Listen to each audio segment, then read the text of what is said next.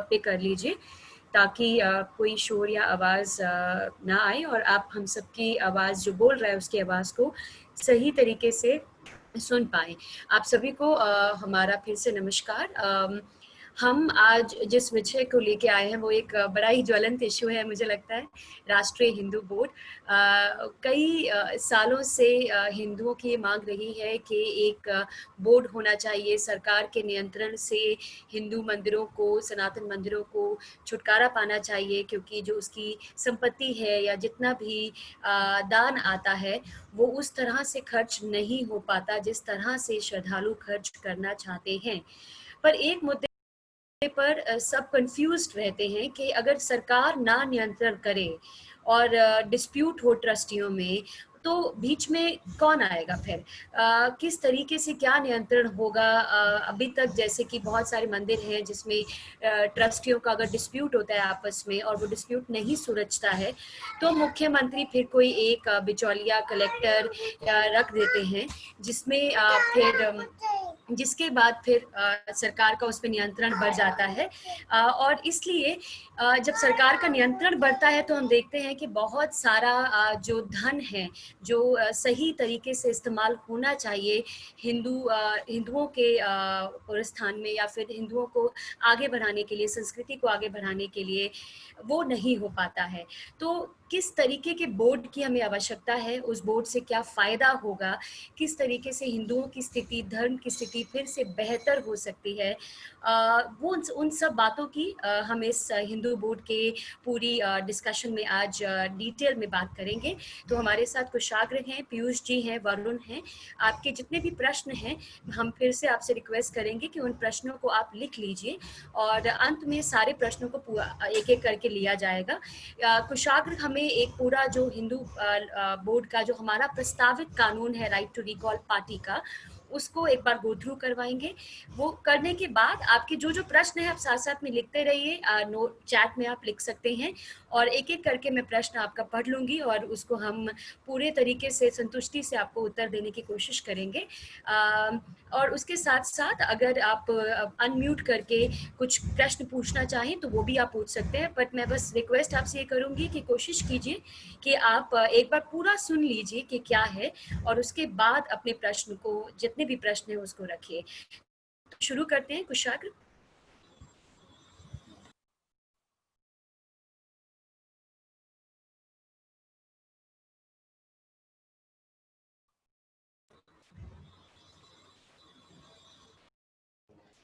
सभी को नमस्कार।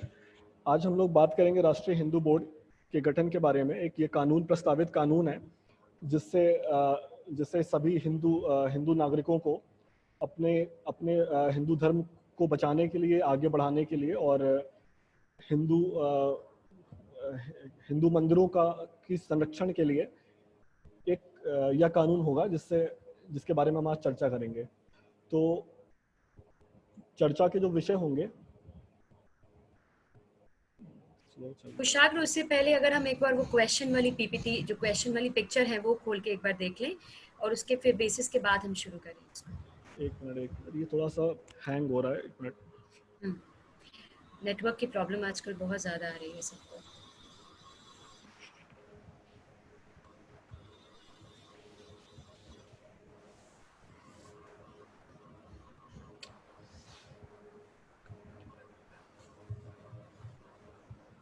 अच्छा, आप सतनाम, आप अपनी स्क्रीन शेयर कर लो और ये उसको उनको देख के बोल सकते हैं अगर इनको हैंग हो रहा है तो। नहीं, फाइल बहुत बड़ी है इसलिए शायद ऐसा हो रहा है। नहीं, वहाँ आ रहा है यू कैन नॉट, नहीं, you can not start sharing while the other participant is sharing, इस तरह आ रहा है कुछ अपना बंद करना, अपना शेयरिंग बंद करना एक बार। हाँ, मैं वही कर रहा हूँ, स्केप कर रहा हूँ, लेकिन हो नहीं रहा, अभी काफी देर से अटका हुआ है। एक मिनट। थोड़ा सा जब हम कुछ ऑनलाइन करते हैं तो ये दिक्कतें आती रहती हैं, तो कोई बात नहीं, हम 1 मिनट ले लेते हैं और मुद्दा इम्पोर्टेंट है। हाँ, जब आप बंद करोगे कुछ तो ही मैं शेयर कर पाऊंगी उसको, कोई बात नहीं, ठीक है। कुशाग्र अपने हाँ, मैं कर रही हूँ शेयर, मैं शेयर कर रही हूँ। अब 1 सेकेंड। हाँ, आप सब ये देख पा रहे हैं ये पिक्चर? हाँ हाँ हाँ। हाँ ठीक है। ठीक है, तो इसमें कुछ प्रश्न हैं, इसमें कुछ चीजें हैं जो कि हमें बताती हैं कि अभी हिंदू मंदिरों की स्थिति क्या है in comparison with other religious you know organisations. तो जल्दी जल्दी हम इसको पढ़ेंगे, पर ये है बहुत महत्वपूर्ण, और फिर इस एक एक प्रश्न को हम अपने ड्राफ्ट से जोड़ के आपको उत्तर देने की कोशिश करेंगे कि क्या अभी धार्मिक स्थल राज्य सरकारों द्वारा नियंत्रित हैं? हिंदू हाँ, मुस्लिम, ईसाई, सिख जितने भी धार्मिक स्थल हैं वो नहीं है। क्या कोई भी धार्मिक स्थल सरकार के नियंत्रण में कभी भी लिया जा सकता है? हिंदू हाँ, हिंदू धर्म, मुस्लिम, ईसाई, सिख नहीं। क्या सरकार पूजा स्थल के वित्त का यानी फाइनेंसेस और दान में जो पैसा आता है उसका प्रबंधन करती है? हिंदू हाँ, बाकी सभी नहीं। सरकार पूजा स्थल को बंद कर सकती है या बेच सकती है? क्या मतलब ये सरकार के हक में है या सरकार के बस में है कि कभी भी कोई पूजा स्थल बंद कर दे या स्टे लगा दे या कोई उसको बेच दे उसकी जमीन को या किसी भी पार्ट को? तो हिंदुओं में हाँ, जितने भी हिंदू धर्म में मंदिर हैं, और बाकी सब में ना। क्या सरकार अन्य उद्देश्यों के लिए क्या सरकार किसी धार्मिक स्थल को टैक्स लगा सकती है? तो उत्तर आपके सामने है, हिंदू धर्म में हाँ, बाकियों में ना। क्या सरकार अन्य उद्देश्यों के लिए श्रद्धालुओं के दान का उपयोग कर सकती है? अन्य उद्देश्यों का मतलब है कि किसी भी XYZ का रीजन देके सोना निकाल सकती है, पैसा निकाल सकती है, कुछ भी कर सकती है। बिल्कुल हाँ, हिंदू मंदिरों का कर सकती है, बाकी धार्मिक स्थलों का नहीं। क्या सरकार अपना मत क्या श्रद्धालु अपना मत दे सकते हैं धार्मिक स्थल के प्रबंधन में? अब ये बहुत इंपॉर्टेंट पार्ट है, और यही हमारे ड्राफ्ट का भी एक बहुत प्रपोज्ड लॉ ड्राफ्ट का भी बहुत इंपॉर्टेंट पार्ट है कि क्या श्रद्धालु जो दान करते हैं, क्या उनका कोई अगर वो कोई चीज चाहते हैं या उनका कोई एक मत है किसी चीज को लेके, तो क्या अभी वो अपना मत देने में सक्षम है? जी बिल्कुल भी नहीं। पर ये चीज मुस्लिम, ईसाई और सिख धर्म में नहीं है। क्यों नहीं है, हम इसकी भी बात करेंगे। क्या सरकार धार्मिक संस्थानों द्वारा संचालित स्कूलों एवं अन्य वैसे ही संस्थानों के प्रबंधन में हस्तक्षेप कर सकती है? यानी अगर मतलब कोई भी धार्मिक संस्थान, कोई स्कूल चला रहे हैं, कोई इंस्टीट्यूट चला रहे हैं, अगर मुस्लिम, ईसाई, सिख कोई चला रहे हैं तो उसमें सरकार का कोई हस्तक्षेप नहीं है, पर अगर हिंदू चला रहे हैं तो उसमें है। जैसे कि कुछ महीने पहले आपने खबर सुनी होगी कि कोई एक विद्यालय है जो अपनी पुस्तकों के ऊपर अष्टो मास सदगम्या का लोगो लगाता था, और वो कई सालों से चला आ रहा लोगो था। तो उस पर किसी ने याचिका दायर कर दी और सरकार हस्तक्षेप करने आ गई, और शायद अब वो लोगो लगता भी नहीं है, वो लोगो हटा दिया गया है in the name of secularism, कि अगर हम सेक्युलर कंट्री है तो इसको हटाना पड़ेगा। पर ये हस्तक्षेप सिर्फ हिंदू समाज के लिए, बाकियों के लिए नहीं है। क्या आखिरी प्रश्न, क्या धार्मिक संस्थानों द्वारा संचालित प्रशासनिक संस्थान सरकारी धन प्राप्त करते समय शिक्षकों, श्रमिकों और शास्त्र जो जितने भी छात्र हैं उनके क्या प्रवेश में भेदभाव कर सकते हैं? यहाँ भेदभाव वह शब्द सही नहीं है। भेदभाव का मतलब है कि क्या हम अपनी मर्जी से चुन सकते हैं। मतलब कि अगर एक ट्रस्ट बन रहा है तो आज कई हिंदुओं के ट्रस्ट में नॉन हिंदू भी शामिल हैं, बैठे हुए हैं, और कई क्रिप्टो हिंदूज बैठे हुए हैं। तो क्या ये हमारे पास हक है हिंदुओं के पास कि वो ये तय कर सके कि नहीं, हिंदू संस्थानों का संचालन सिर्फ हिंदू करेंगे, कोई गैर हिंदू नहीं करेगा, क्योंकि वो पूरी परंपराओं को, रीति रिवाजों को और सबको समझता, धर्म को समझता है। तो ऐसा कुछ भी कहने का हक हमारे हिंदू जितने भी हैं मंदिर हैं उन्हें नहीं है, पर बाकियों में है। तो इन्हीं कुछ प्रश्न और बहुत सारे और प्रश्नों का उत्तर हम आगे चल के अब समझेंगे। शुरू कीजिए कुशाग। कुशाग आप शेयर कर सकते हैं।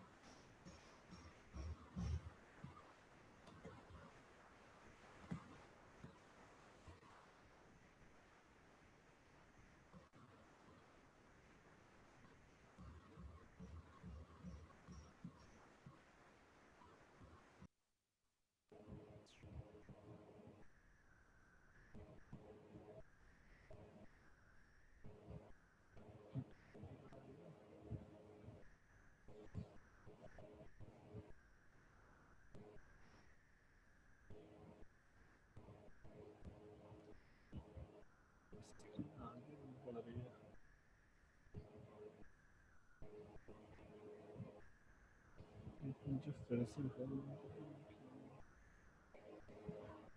कुशाग्र, हाँ, मैं थोड़ा ये हैंग हो रहा, मैं एक बार फिर से देखता हूँ अच्छा इसे। मैं क्या करता हूँ, मैं अपनी स्क्रीन शेयर करता हूँ, तो आप उसको देख के सही बोलना, है, ठीक है? एक मैं मिनट अभी शायद सही हो ओके। जाएगा, अभी देख एक मिनट। नहीं तो जो स्लाइड शेयर है उसको ट्राई करो। हम्म, हाँ ठीक है। उधर दिखाई पड़ रही है? हाँ हाँ हाँ। इसमें कुछ ज्यादा ही स्लाइड्स हो गई इसलिए शायद। मैं क्या बोल रहा हूँ, जो स्लाइड शेयर का लिंक है ना, आप उसको ओपन कर सकते हो, उसको ट्राई करके देखो। जो स्लाइड अच्छा शेयर में अच्छा। आपने अपलोड किया है, इसको बंद करके उसको हम्म, ट्राई करो, उसमें स्लाइड्स खुल जाएंगे आराम से। आगे चल रहा है, ये भी चल रहा है। चल रहा है ना? हम्म।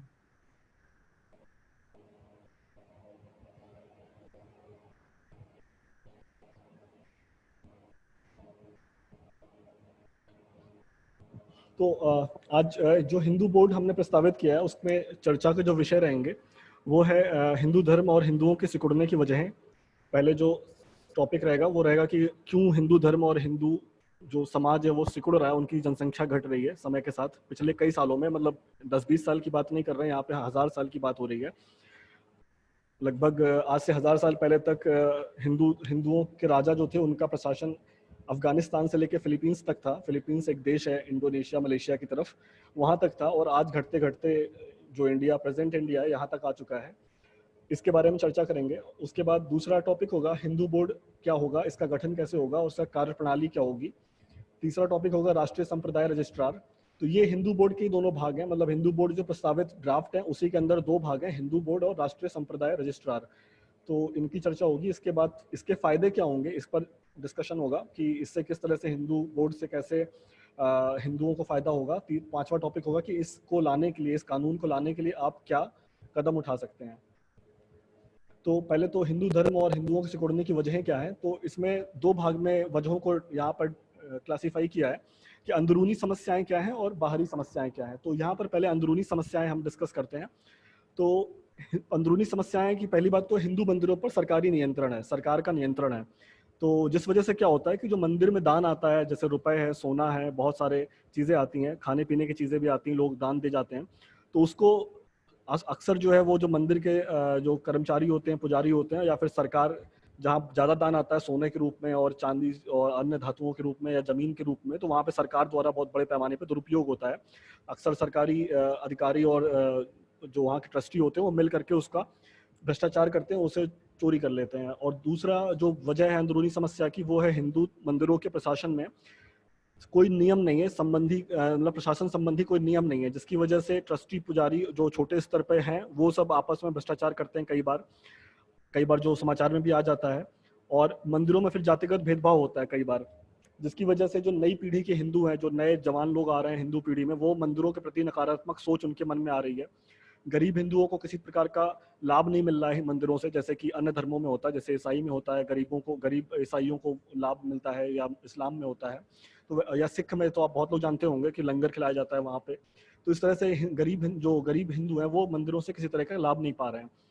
तीसरा पॉइंट जो इसमें हो जाएगा कि जिसकी वजह से हिंदू धर्म के लिए काम करने वाले लोगों को बुरे वक्त में कोई सहारा नहीं मिलता है। जैसे कुछ लोग संत हैं और बहुत सारे ऐसे भी संत नहीं भी हैं, लेकिन फिर भी वो हिंदू धर्म के लिए कुछ काम कर रहे हैं, तो उनके बुरे वक्त में उनको कोई सहारा नहीं मिलता है। जैसे अभी कुछ दिन पहले दो साधु मारे गए वहाँ पे पालघर में। तो अब उन साधुओं के लिए कोई बचाने वाला, मतलब पीछे बैकग्राउंड में उनका कोई खड़ा नहीं है, जो कि उनके परिवार की या फिर उनका जो भी रिश्तेदार हैं, भाई बहन है, जो भी हैं, जो उनके सहारे पर थे, उनकी मदद कर सके, उनको पेंशन दे सके या कोई अन्य सुविधा दे सके। अब हिंदू मंदिरों पर जो सरकारी नियंत्रण है उसका एक उदाहरण देखते हैं यहाँ पर कि 2018 का समाचार है, ये द हिंदू में आया था। इसमें है कि महाराष्ट्र में 4000 मंदिर टेम्पल ट्रस्ट है, 4000 टेम्पल ट्रस्ट है, जिसमें शिरडी का मंदिर भी है, सिद्धि विनायक मंदिर भी है, पंधारपुर का मंदिर है, महालक्ष्मी का मंदिर है। इन 4000 मंदिरों की जमीनों को सरकार ने हड़पने की कोशिश करी और हड़प लिया है। इसका इस्तेमाल सरकार अपने फायदे के लिए करेगी, मतलब समाज के फायदे के लिए करेगी। अब उस समाज में सभी आ जाएंगे और कितना फायदा होगा वो तो फिर समय बताएगा, लेकिन फिलहाल तो ये कि 4000 मंदिरों की जमीन हड़प ली गई है। फिर इसके बाद हिंदू मंदिरों के प्रशासन संबंधी नियम के अभाव की वजह से क्या होता है कि मंदिरों के इंफ्रास्ट्रक्चर जो है अच्छे नहीं रहते हैं। अक्सर मंदिरों में जैसे जो किसी तरीके की बैठने की सुविधा कम है या फिर रुकने की सुविधा नहीं है, आसपास वहाँ पे धर्मशालाएं नहीं है, तो जिस वजह से लोग मंदिर जाने से थोड़ा कतराते हैं, या फिर जाते हैं तो फिर उनको बहुत सारी तकलीफों का भी सामना करना पड़ सकता है। कई बार मंदिरों में बहुत ज़्यादा गंदगी भी रहती है, कई बार साफ सफाई नहीं होती मंदिरों के बाहर की जो प्रांगण होता है वहाँ की। मंदिर के अंदर तो मान लीजिए पुजारी ने साफ कर दिया, बट बाहर को साफ करने के लिए कोई कर्मचारी चाहिए, तो मान लीजिए पैसे का अगर दुरुपयोग हो रहा है तो पैसों का इस्तेमाल सही से नहीं होगा तो बाहर की गंदगी फैली रहेगी। इसी तरह से जो आसपास की दुकानें होती हैं वो भी कई बार उसमें जो दुकान वाले भी लूटपाट करते हैं, ज़्यादा दाम पर प्रसाद बेचते हैं या फिर ज़्यादा दाम पे, या दूध में पानी मिला के बेचते हैं, जो शिवलिंग वगैरह पे दूध चढ़ाया जाता है तो उसमें पानी वानी मिला के बेचते हैं। ये सब भी होता देखा गया है बहुत बार। कई बार नकली दूध भी बेचते पाए गए हैं लोग। और कई बार छद्म पुजारी हैं, फ्रॉड, मतलब पुजारी नहीं है लेकिन वो पुजारी जैसा वेशभूषा बना लिए हैं और बाहर हाथ देख रहे हैं, कुछ और कर रहे हैं, इस तरह से लूट रहे हैं मंदिरों में आने वाले श्रद्धालुओं को। और मंदिर के स्वामित्व को लेकर विवाद होता है अक्सर। मंदिर किसी पिताजी का किसी का है और उनके बेटे हैं दो, मंदिर पिताजी खत्म हो गए तो बेटे में विवाद हो जाता है कि मेरा मंदिर है कि तुम्हारा मंदिर है, इस चीज को लेकर के। तो ये सब प्रशासन संबंधी नियम के अभाव के कारण हो जाता है ऐसा। और मंदिरों में जातिगत भेदभाव तो सभी जानते हैं कि अब तो बहुत घट चुका है, लेकिन फिर भी कहीं कहीं पर होता है और एक जगह भी हो जाता है तो फिर उसको पूरा मीडिया, पेड मीडिया उस पर पूरी चर्चा खोल देता है। तो जिससे जो नई पीढ़ी के लोग हैं उनके मन में मंदिरों के प्रति एक नकारात्मक सोच पैदा हो जाती है। अब बाहरी समस्याएं क्या हैं? तो बाहरी समस्याएं तो ऐसी हैं जो कि बहुत ही ज़्यादा भयावह हैं अंदरूनी समस्याओं की तुलना में भी। तो पहली समस्या तो एफडीआई है, जो विदेशी निवेश है। तो विदेशी निवेश से क्या होता है, जो विदेशी कंपनियां आती हैं वो उनके साथ मिशनरी आते हैं, जो ईसाई मिशनरी हैं, यूरोप की और ब्रिटेन की जो कंपनियां हैं और अमेरिका की, तो वो व्यवस्थागत ईसाई धर्मांतरण करती हैं। मतलब वो लालच दे करके, पैसे दे करके गरीबों का धर्मांतरण करवाती हैं। और उसके बाद पेड मीडिया है, जिसमें बॉलीवुड भी आ गया। पेड मीडिया में हिस्ट्री, इतिहास की किताबें भी आ गई जिसमें काफ़ी सारी झूठ चीज़ें दिखाई जाती हैं। जैसे बॉलीवुड में पता होगा आपको, पीके मूवी बनाई थी या फिर ओ माई गॉड मूवी बनाई थी, जिसके जरिए हिंदुओं को बदनाम किया जाता है। तो इस तरह से ये सब बाहरी समस्याएं, मतलब इनका हिंदू धर्म की कुछ कमियों को पकड़ के बाहरी समस्याएं उनका फ़ायदा उठा के बदनाम करती हैं। और उसके बाद फिर अदालतें, जो भारत की अदालतें हैं, उनका मिशनरियों के साथ साठगांठ होता है। अब जो भारत में मिशनरी हैं वो पैसा पाती हैं विदेशी कंपनियों से, और अदालतें जो होती हैं वो भ्रष्ट हैं भारत की। तो जज को पैसा मिल गया मिशनरी से, तो जहाँ पर हिंदू और ईसाइयों के बीच में विवाद हुआ तो वहाँ वो जज जो है हमेशा ईसाइयों का फेवर ले लेता है, क्योंकि उसको पैसा मिला हुआ है। इसका उदाहरण क्या है? सबरीमाला विवाद है इसका। जब सबरीमाला का विवाद था तो वहाँ श्रद्धालु महिलाएं थी, वो खुद भी जाना नहीं चाहती थी मंदिर में, लेकिन जबरदस्ती उसका मुद्दा बनाया गया और उसमें बहुत सारा मामला खींचा गया उसका। इसी तरह से जलीकट्टू तमिलनाडु में जो बैल होते हैं, वहाँ पे जो बैलों की शायद रेस होती थी, उसके ऊपर प्रतिबंध लगाया, जलीकट्टू पर। उसी तरह से दिवाली, होली में अक्सर सुनने में आता है पानी बर्बादी और न जाने क्या क्या प्रदूषण के नाम पे जो है दुनिया भर के प्रतिबंध लगाती हैं अदालतें। तो ये सब अदालतें इसलिए करती हैं क्योंकि उनको मिशनरी हैं, पैसा दे रहे हैं पीछे से ये सब करने के लिए, ताकि ज़्यादा से ज़्यादा वो धर्मांतरण करवा सकें, इस लोगों को ईसाई, हिंदुओं को ईसाई बना सकें। और ये जो आप ग्राफ देख रहे हैं यहाँ पे, जो चार्ट देख रहे हैं, ये साउथ कोरिया का चार्ट है। इसमें क्या दिखाया है कि साउथ कोरिया, दक्षिण कोरिया जो है, वहाँ पर 1950 तक ईसाइयों की जनसंख्या लगभग 2-3%, 4% थी। 1945-40 में 50 में 8% हो गई। बढ़ते बढ़ते आज की तारीख में वहाँ 2010 का डेटा है, 29%, 30% पहुंच गया वहाँ पर ईसाई। तो ऐसा इसलिए वहाँ पर हुआ क्योंकि वहाँ विदेशी कंपनियां 1950 के दौरान गई थी काम करने, और आज साउथ कोरिया की आधी से ऑलमोस्ट आधी पॉपुलेशन वहाँ ईसाई बन चुकी है। तो यही काम भारत में भी हो रहा है। भारत में भी विदेशी कंपनियां आ रही हैं तेजी से 1991 के बाद से, और यहाँ पर भी अब धर्मांतरण तेजी से बढ़ेगा। तो ये बाहरी समस्याएं हैं जिसकी वजह से हिंदू धर्म का नुकसान हो रहा है। अब ये तो हो गया कि हिंदू धर्म सिकुड़ क्यों रहा है। अब बात करते हैं हिंदू बोर्ड क्या है, उसका गठन कैसे होगा, और राष्ट्रीय संप्रदाय रजिस्ट्रार क्या है। तो हिंदू बोर्ड जो है, जब ये कानून गैजेट में छपेगा तो राष्ट्रीय हिंदू बोर्ड नाम का एक संस्था का गठन होगा, और इसके प्रत्येक सदस्य को एक वोट वापसी पासबुक मिलेगी। इस संस्था के सदस्यों को हिंदू बोर्ड मेंबर या हिंदू संघ सदस्य कहा जाएगा। तो जो हिंदू बोर्ड है, इसमें जितने भी भारत के जितने हिंदू हैं, जो खुद को हिंदू मानते हैं या जो खुद को हिंदू धर्म में पैदा हुए हैं, तो वो इस राष्ट्रीय हिंदू बोर्ड के सदस्य बनेंगे और उनको एक वोट वापसी पासबुक मिलेगी। इस तरह से ये एक संस्था बन जाएगी, जैसे कि बहुत सारी संस्थाएं होती हैं जिसके लोग सदस्य होते हैं। और इसका दूसरा भाग है कि संप्रदाय रजिस्ट्रार की नियुक्ति होना। तो ये हिंदू बोर्ड कानून का एक दूसरा भाग है जिसमें संप्रदाय रजिस्ट्रार की नियुक्ति होगी, जो कि सरकारी मंदिरों को जितने मंदिर हैं उनको सरकारी नियंत्रण से मुक्त कराएगा। तो जो पहला वाला भाग है वो एक संस्था का गठन करता है, और दूसरा वाला जो भाग है वो सरकारी मंदिरों को सरकारी नियंत्रण से मुक्त करता है। तो इस तरह से ये दोनों कानून मिलकर हिंदू बोर्ड का गठन करते हैं, दोनों भाग मिल करके। अब मेंबर की बात करते हैं, तो मेंबर कौन कौन हो सकता है हिंदू बोर्ड का। तो जितने भी समुदाय भारत में जो जन्मे हैं, जो हिंदू या सनातनी कहते हैं खुद को, वो सभी इस हिंदू बोर्ड के सदस्य बन सकते हैं, बनेंगे। सिख, जैन, बौद्ध, जो कि भारत की धरती पे जिनका जन्म हुआ, जिन धर्मों का, वो भी इसकी सदस्यता ले सकते हैं, वो चाहे तो ले सकते हैं।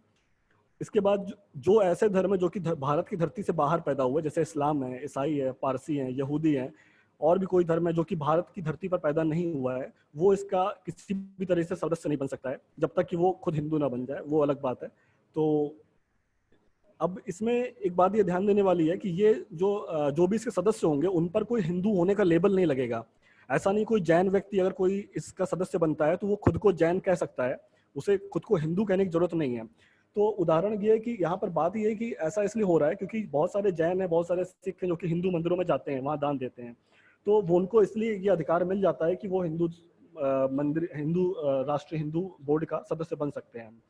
और दूसरी बात है कि ये जो कानून है पूरी तरीके से संवैधानिक कानून है, ये किसी तरह से जो भारत का जो संविधान है उसका उल्लंघन नहीं करता है, और ये कोई धार्मिक संस्था नहीं है। सबसे महत्वपूर्ण बात यहाँ पर यह है कि कोई धार्मिक संस्था नहीं है, ये एक प्रशासनिक संस्था कह सकते हैं इसको आप। तो इसमें कोई धर्म में कोई इंटरफेरेंस ये नहीं करेगा। हिंदू धर्म में किसी धर्म ग्रंथ में, गीता, रामायण या किसी भी तरीके की धार्मिक जो ग्रंथ हमारे हैं उनमें कोई छेड़छाड़ नहीं कर सकता। ये सिर्फ और सिर्फ प्रशासन देखेगा। ये जैसा कि यहाँ लिखा हुआ है, यह कानून पूरी तरह से संवैधानिक है। यह धार्मिक संस्था नहीं है बल्कि धार्मिक संस्थाओं का प्रबंधन करने वाली संस्था है। चूंकि भारत एक सेक्युलर देश है, अतः सरकार स्वयं किसी धार्मिक संस्था के प्रबंधन पर खर्चा एवं अतिरिक्त भार नहीं दे सकती, किंतु विभिन्न धर्मों के प्रबंधन के लिए कानून बना सकती है ताकि अमुक धर्म के अनुयायी अपनी संस्थाओं का प्रबंधन विधिवत रूप से कर सकें। तो ये बात यहाँ ध्यान रखने वाली कि धार्मिक संस्था की हम बात नहीं कर रहे हैं, हम सिर्फ प्रशासनिक व्यवस्था की बात कर रहे हैं। अब राष्ट्रीय हिंदू बोर्ड की जो मुख्य कार्यकारिणी होगी वो इस प्रकार से होगी कि इसमें एक प्रमुख होगा, एक व्यक्ति होगा जो कि प्रमुख होगा, जिसको कि सभी हिंदू जो कि हिंदू बोर्ड के सदस्य हैं वो उसको चुन के भेजेंगे, और बाकी 4 न्यासी होंगे। इसमें कुल 5 सदस्य होंगे, एक प्रमुख, 4 न्यासी। हिंदू बोर्ड का जो प्रमुख होगा उसको टाइटल होगा हिंदू संघ प्रधान। उसको हिंदू, जैसे आप आज हमारे देश में प्रधानमंत्री है तो उसको प्रधानमंत्री कहा जाता है, तो वैसे जो उसका मुख्य जो होगा हिंदू बोर्ड का, वो उसका नाम उसको कहा जाएगा हिंदू संघ प्रधान। और जो बाकी 4 लोग होंगे साथ में उसके सहयोगी होंगे उनको कहा जाएगा न्यासी।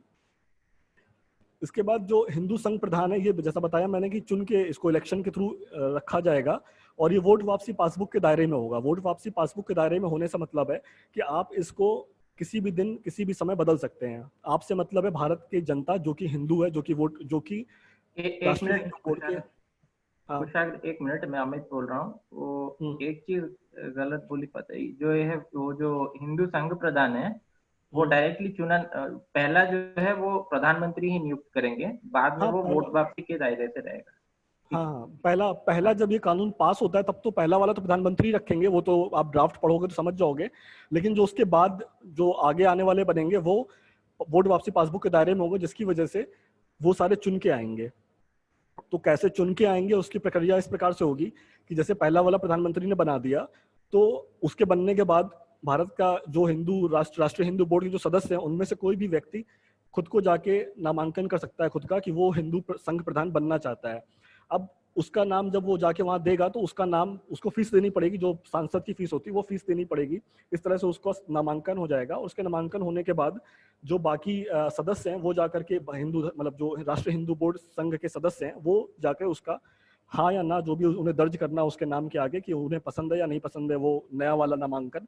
तो अगर उसका नामांकन में जितनी पुराना वाला जो व्यक्ति है उसके नामांकन से 1% ज्यादा हो जाता है तो वो बन जाएगा, उसको प्रधानमंत्री बना सकते हैं, नया हिंदू संघ प्रधान। उसके पूरी प्रक्रिया आप ड्राफ्ट में पढ़ेंगे तो आपको मिल जाएगी सही से। यहाँ पर हम सिर्फ इसके ऊपर मोटे मोटे जानकारी की बात कर रहे हैं।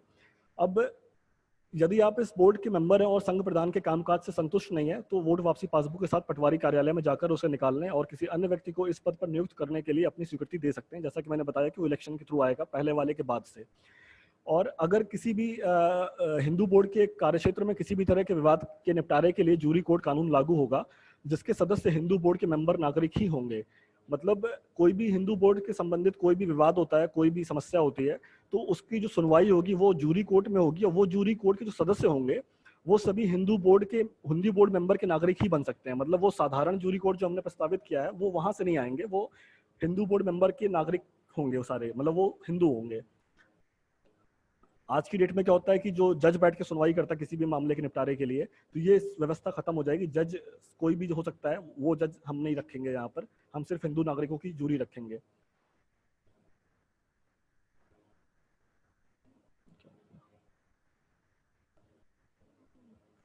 हैंग हो रहा है क्या?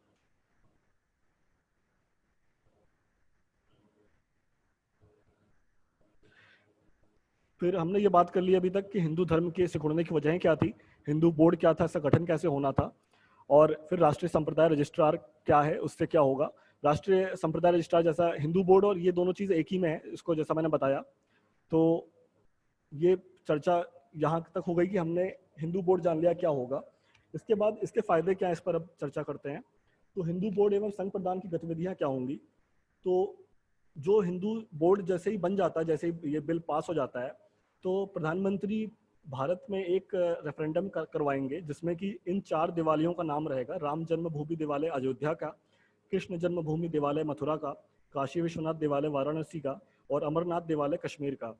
तो इन चारों भूखंडों का रेफरेंडम होगा इन चारों पर कि इनको आरएचबी जो राष्ट्रीय हिंदू बोर्ड है उसको सौंप दिया जाए या ना सौंपा जाए। और इसके रेफरेंडम में भारत के सभी नागरिक उसमें सभी आ जाएंगे, मतलब हिंदू मुस्लिम सभी आ जाएंगे, सामान्य नागरिक वो इस रेफरेंडम में हिस्सा ले सकते हैं।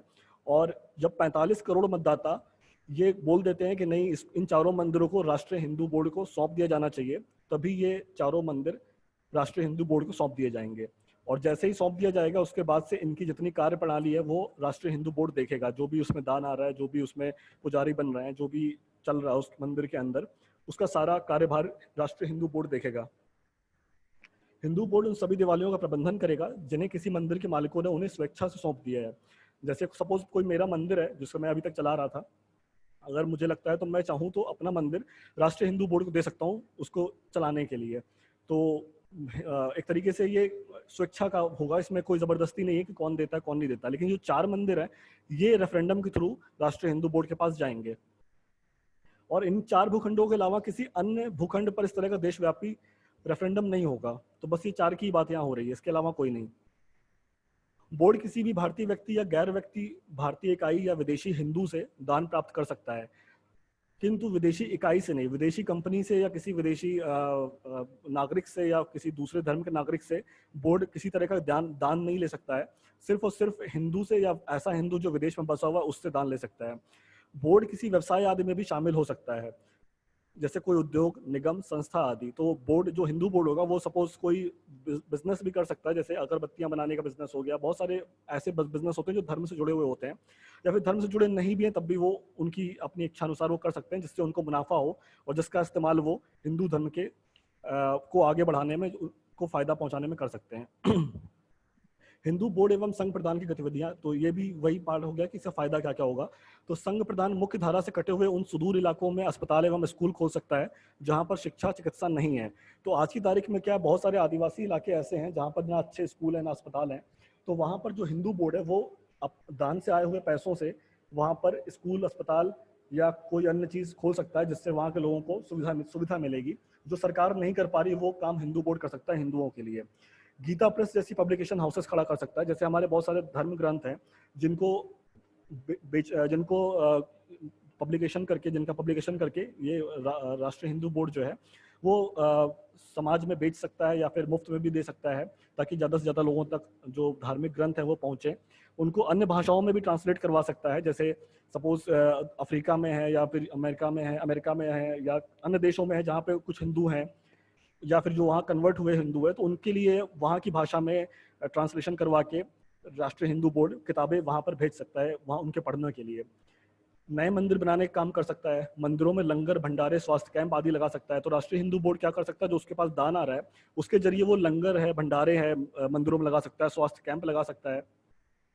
इसके अलावा एक सबसे महत्वपूर्ण काम ये भी संघ प्रदान कर सकता है कि जितने भी मंदिर में पुजारी होंगे उनकी नियुक्ति वो लिखित परीक्षा से करवाएगा। तो लिखित परीक्षा से यहाँ तात्पर्य है कि जो पुजारी बनने के लिए जो भी आपको संस्कृत का, जो भी आपको धर्म शास्त्रों का ज्ञान होना चाहिए उसके आधार पर लिखित परीक्षा करवा सकता है। और 1000 दिन के लिए पुरोहित और जो कर्मचारी हैं उनकी भर्ती कर सकता है। जिस मंदिर में राष्ट्रीय हिंदू बोर्ड कार्यभार संभाल रहा है उनकी बात हो रही है यहाँ पर, बाकी मंदिरों में नहीं। तो इस तरह से क्या होगा कि इसका फायदा सबसे बड़ा ये होगा कि मंदिरों में जो जाति वर्ग अमीर गरीब को पुजारी बनने का सभी को मौका मिलेगा। मतलब कोई भी व्यक्ति वो संस्कृत पढ़ के, धर्मशास्त्र पढ़ के, समझ के, अपना आचरण उस हिसाब से करके उस परीक्षा में बैठ सकता है, उसके जरिए पुजारी बन सकता है। तो इससे कोई भी गरीब हो कि अमीर हो कि किसी भी जाति का बिरादरी का हो, तो वो ये काम कर सकता है, इससे पुजारी बनने का मौका मिलेगा उससे। इससे आपस में जो धार्मिक धर्म के अंदर जो जातिवाद है वो उसमें कमी आएगी।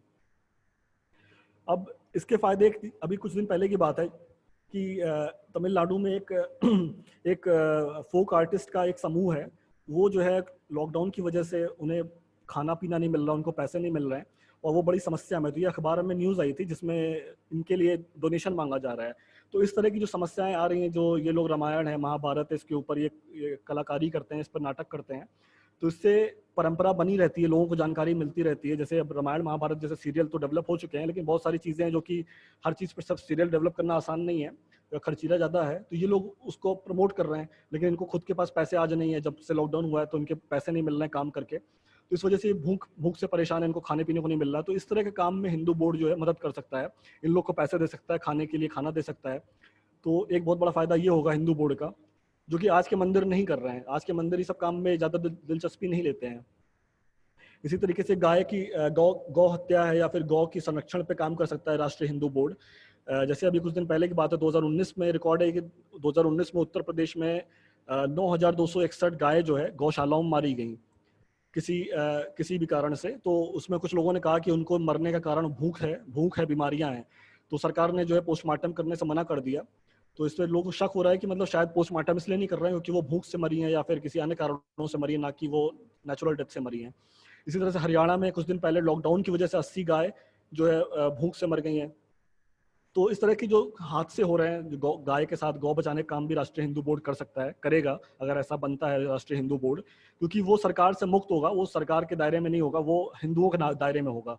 तो वो हर एक ऐसा काम करेगा जिससे कि हिंदुओं को खुशी मिले, जिससे हिंदुओं को फायदा हो या हिंदू संस्कृति को फायदा हो।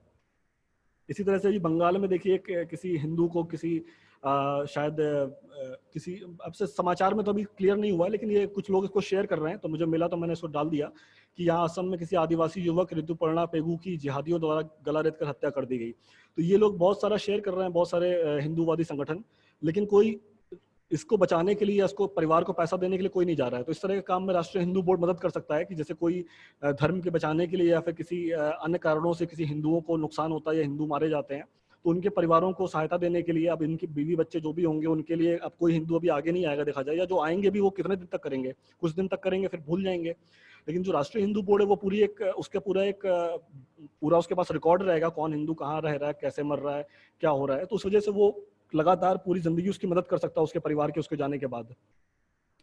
अब ये जैसे मंदिरों में अक्सर उत्पीड़न होता है या अक्सर कई बार सुनने में आ जाता है, जैसे नवंबर 2019 की रिपोर्ट है कि 2 दलित वेमेन थी, कोई दलित औरत थी, उसको मंदिर में घुसने से रोक दिया गया।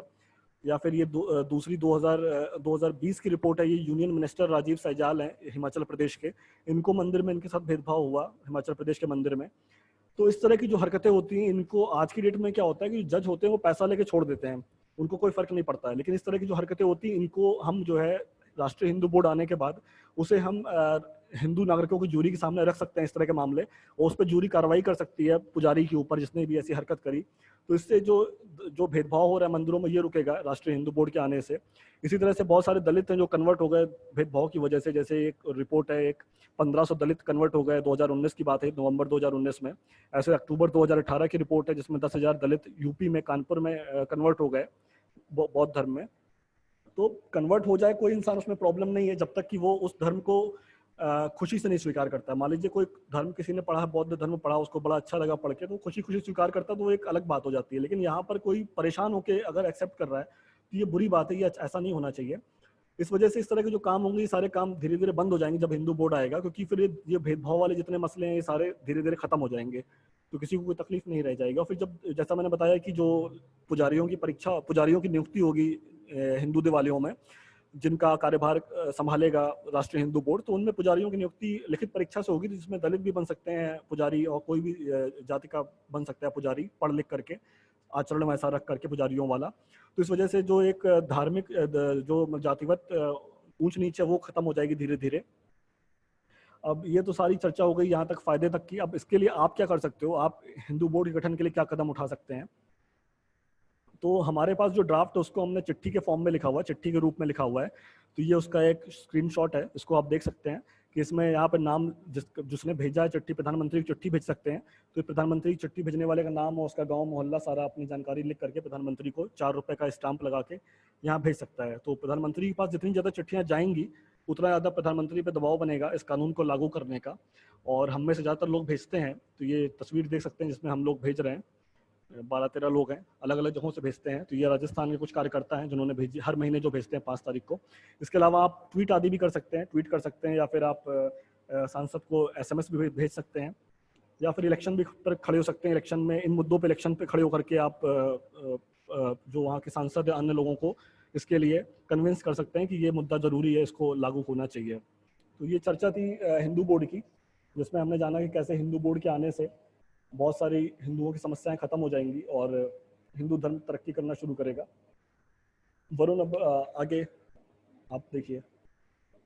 ओके, तो अभी कुछ लोगों ने कुछ प्रश्न पूछे हैं वरुण, कुशाग्र, पीयूष जी, तो हम उनको लेते हैं और उसके बाद आपके कुछ भी प्रश्न हो किसी भी चीज़ से रिलेटेड जो कि हिंदू बोर्ड की हमने आपको बताई और आपको लग रहा है कि नहीं ये ऐसा तो नहीं हो जाएगा या वैसा तो नहीं होगा या ऐसा करने से क्या फ़ायदा होगा क्या नहीं, जो भी आपके प्रश्न हैं वो आप पूछ सकते हैं।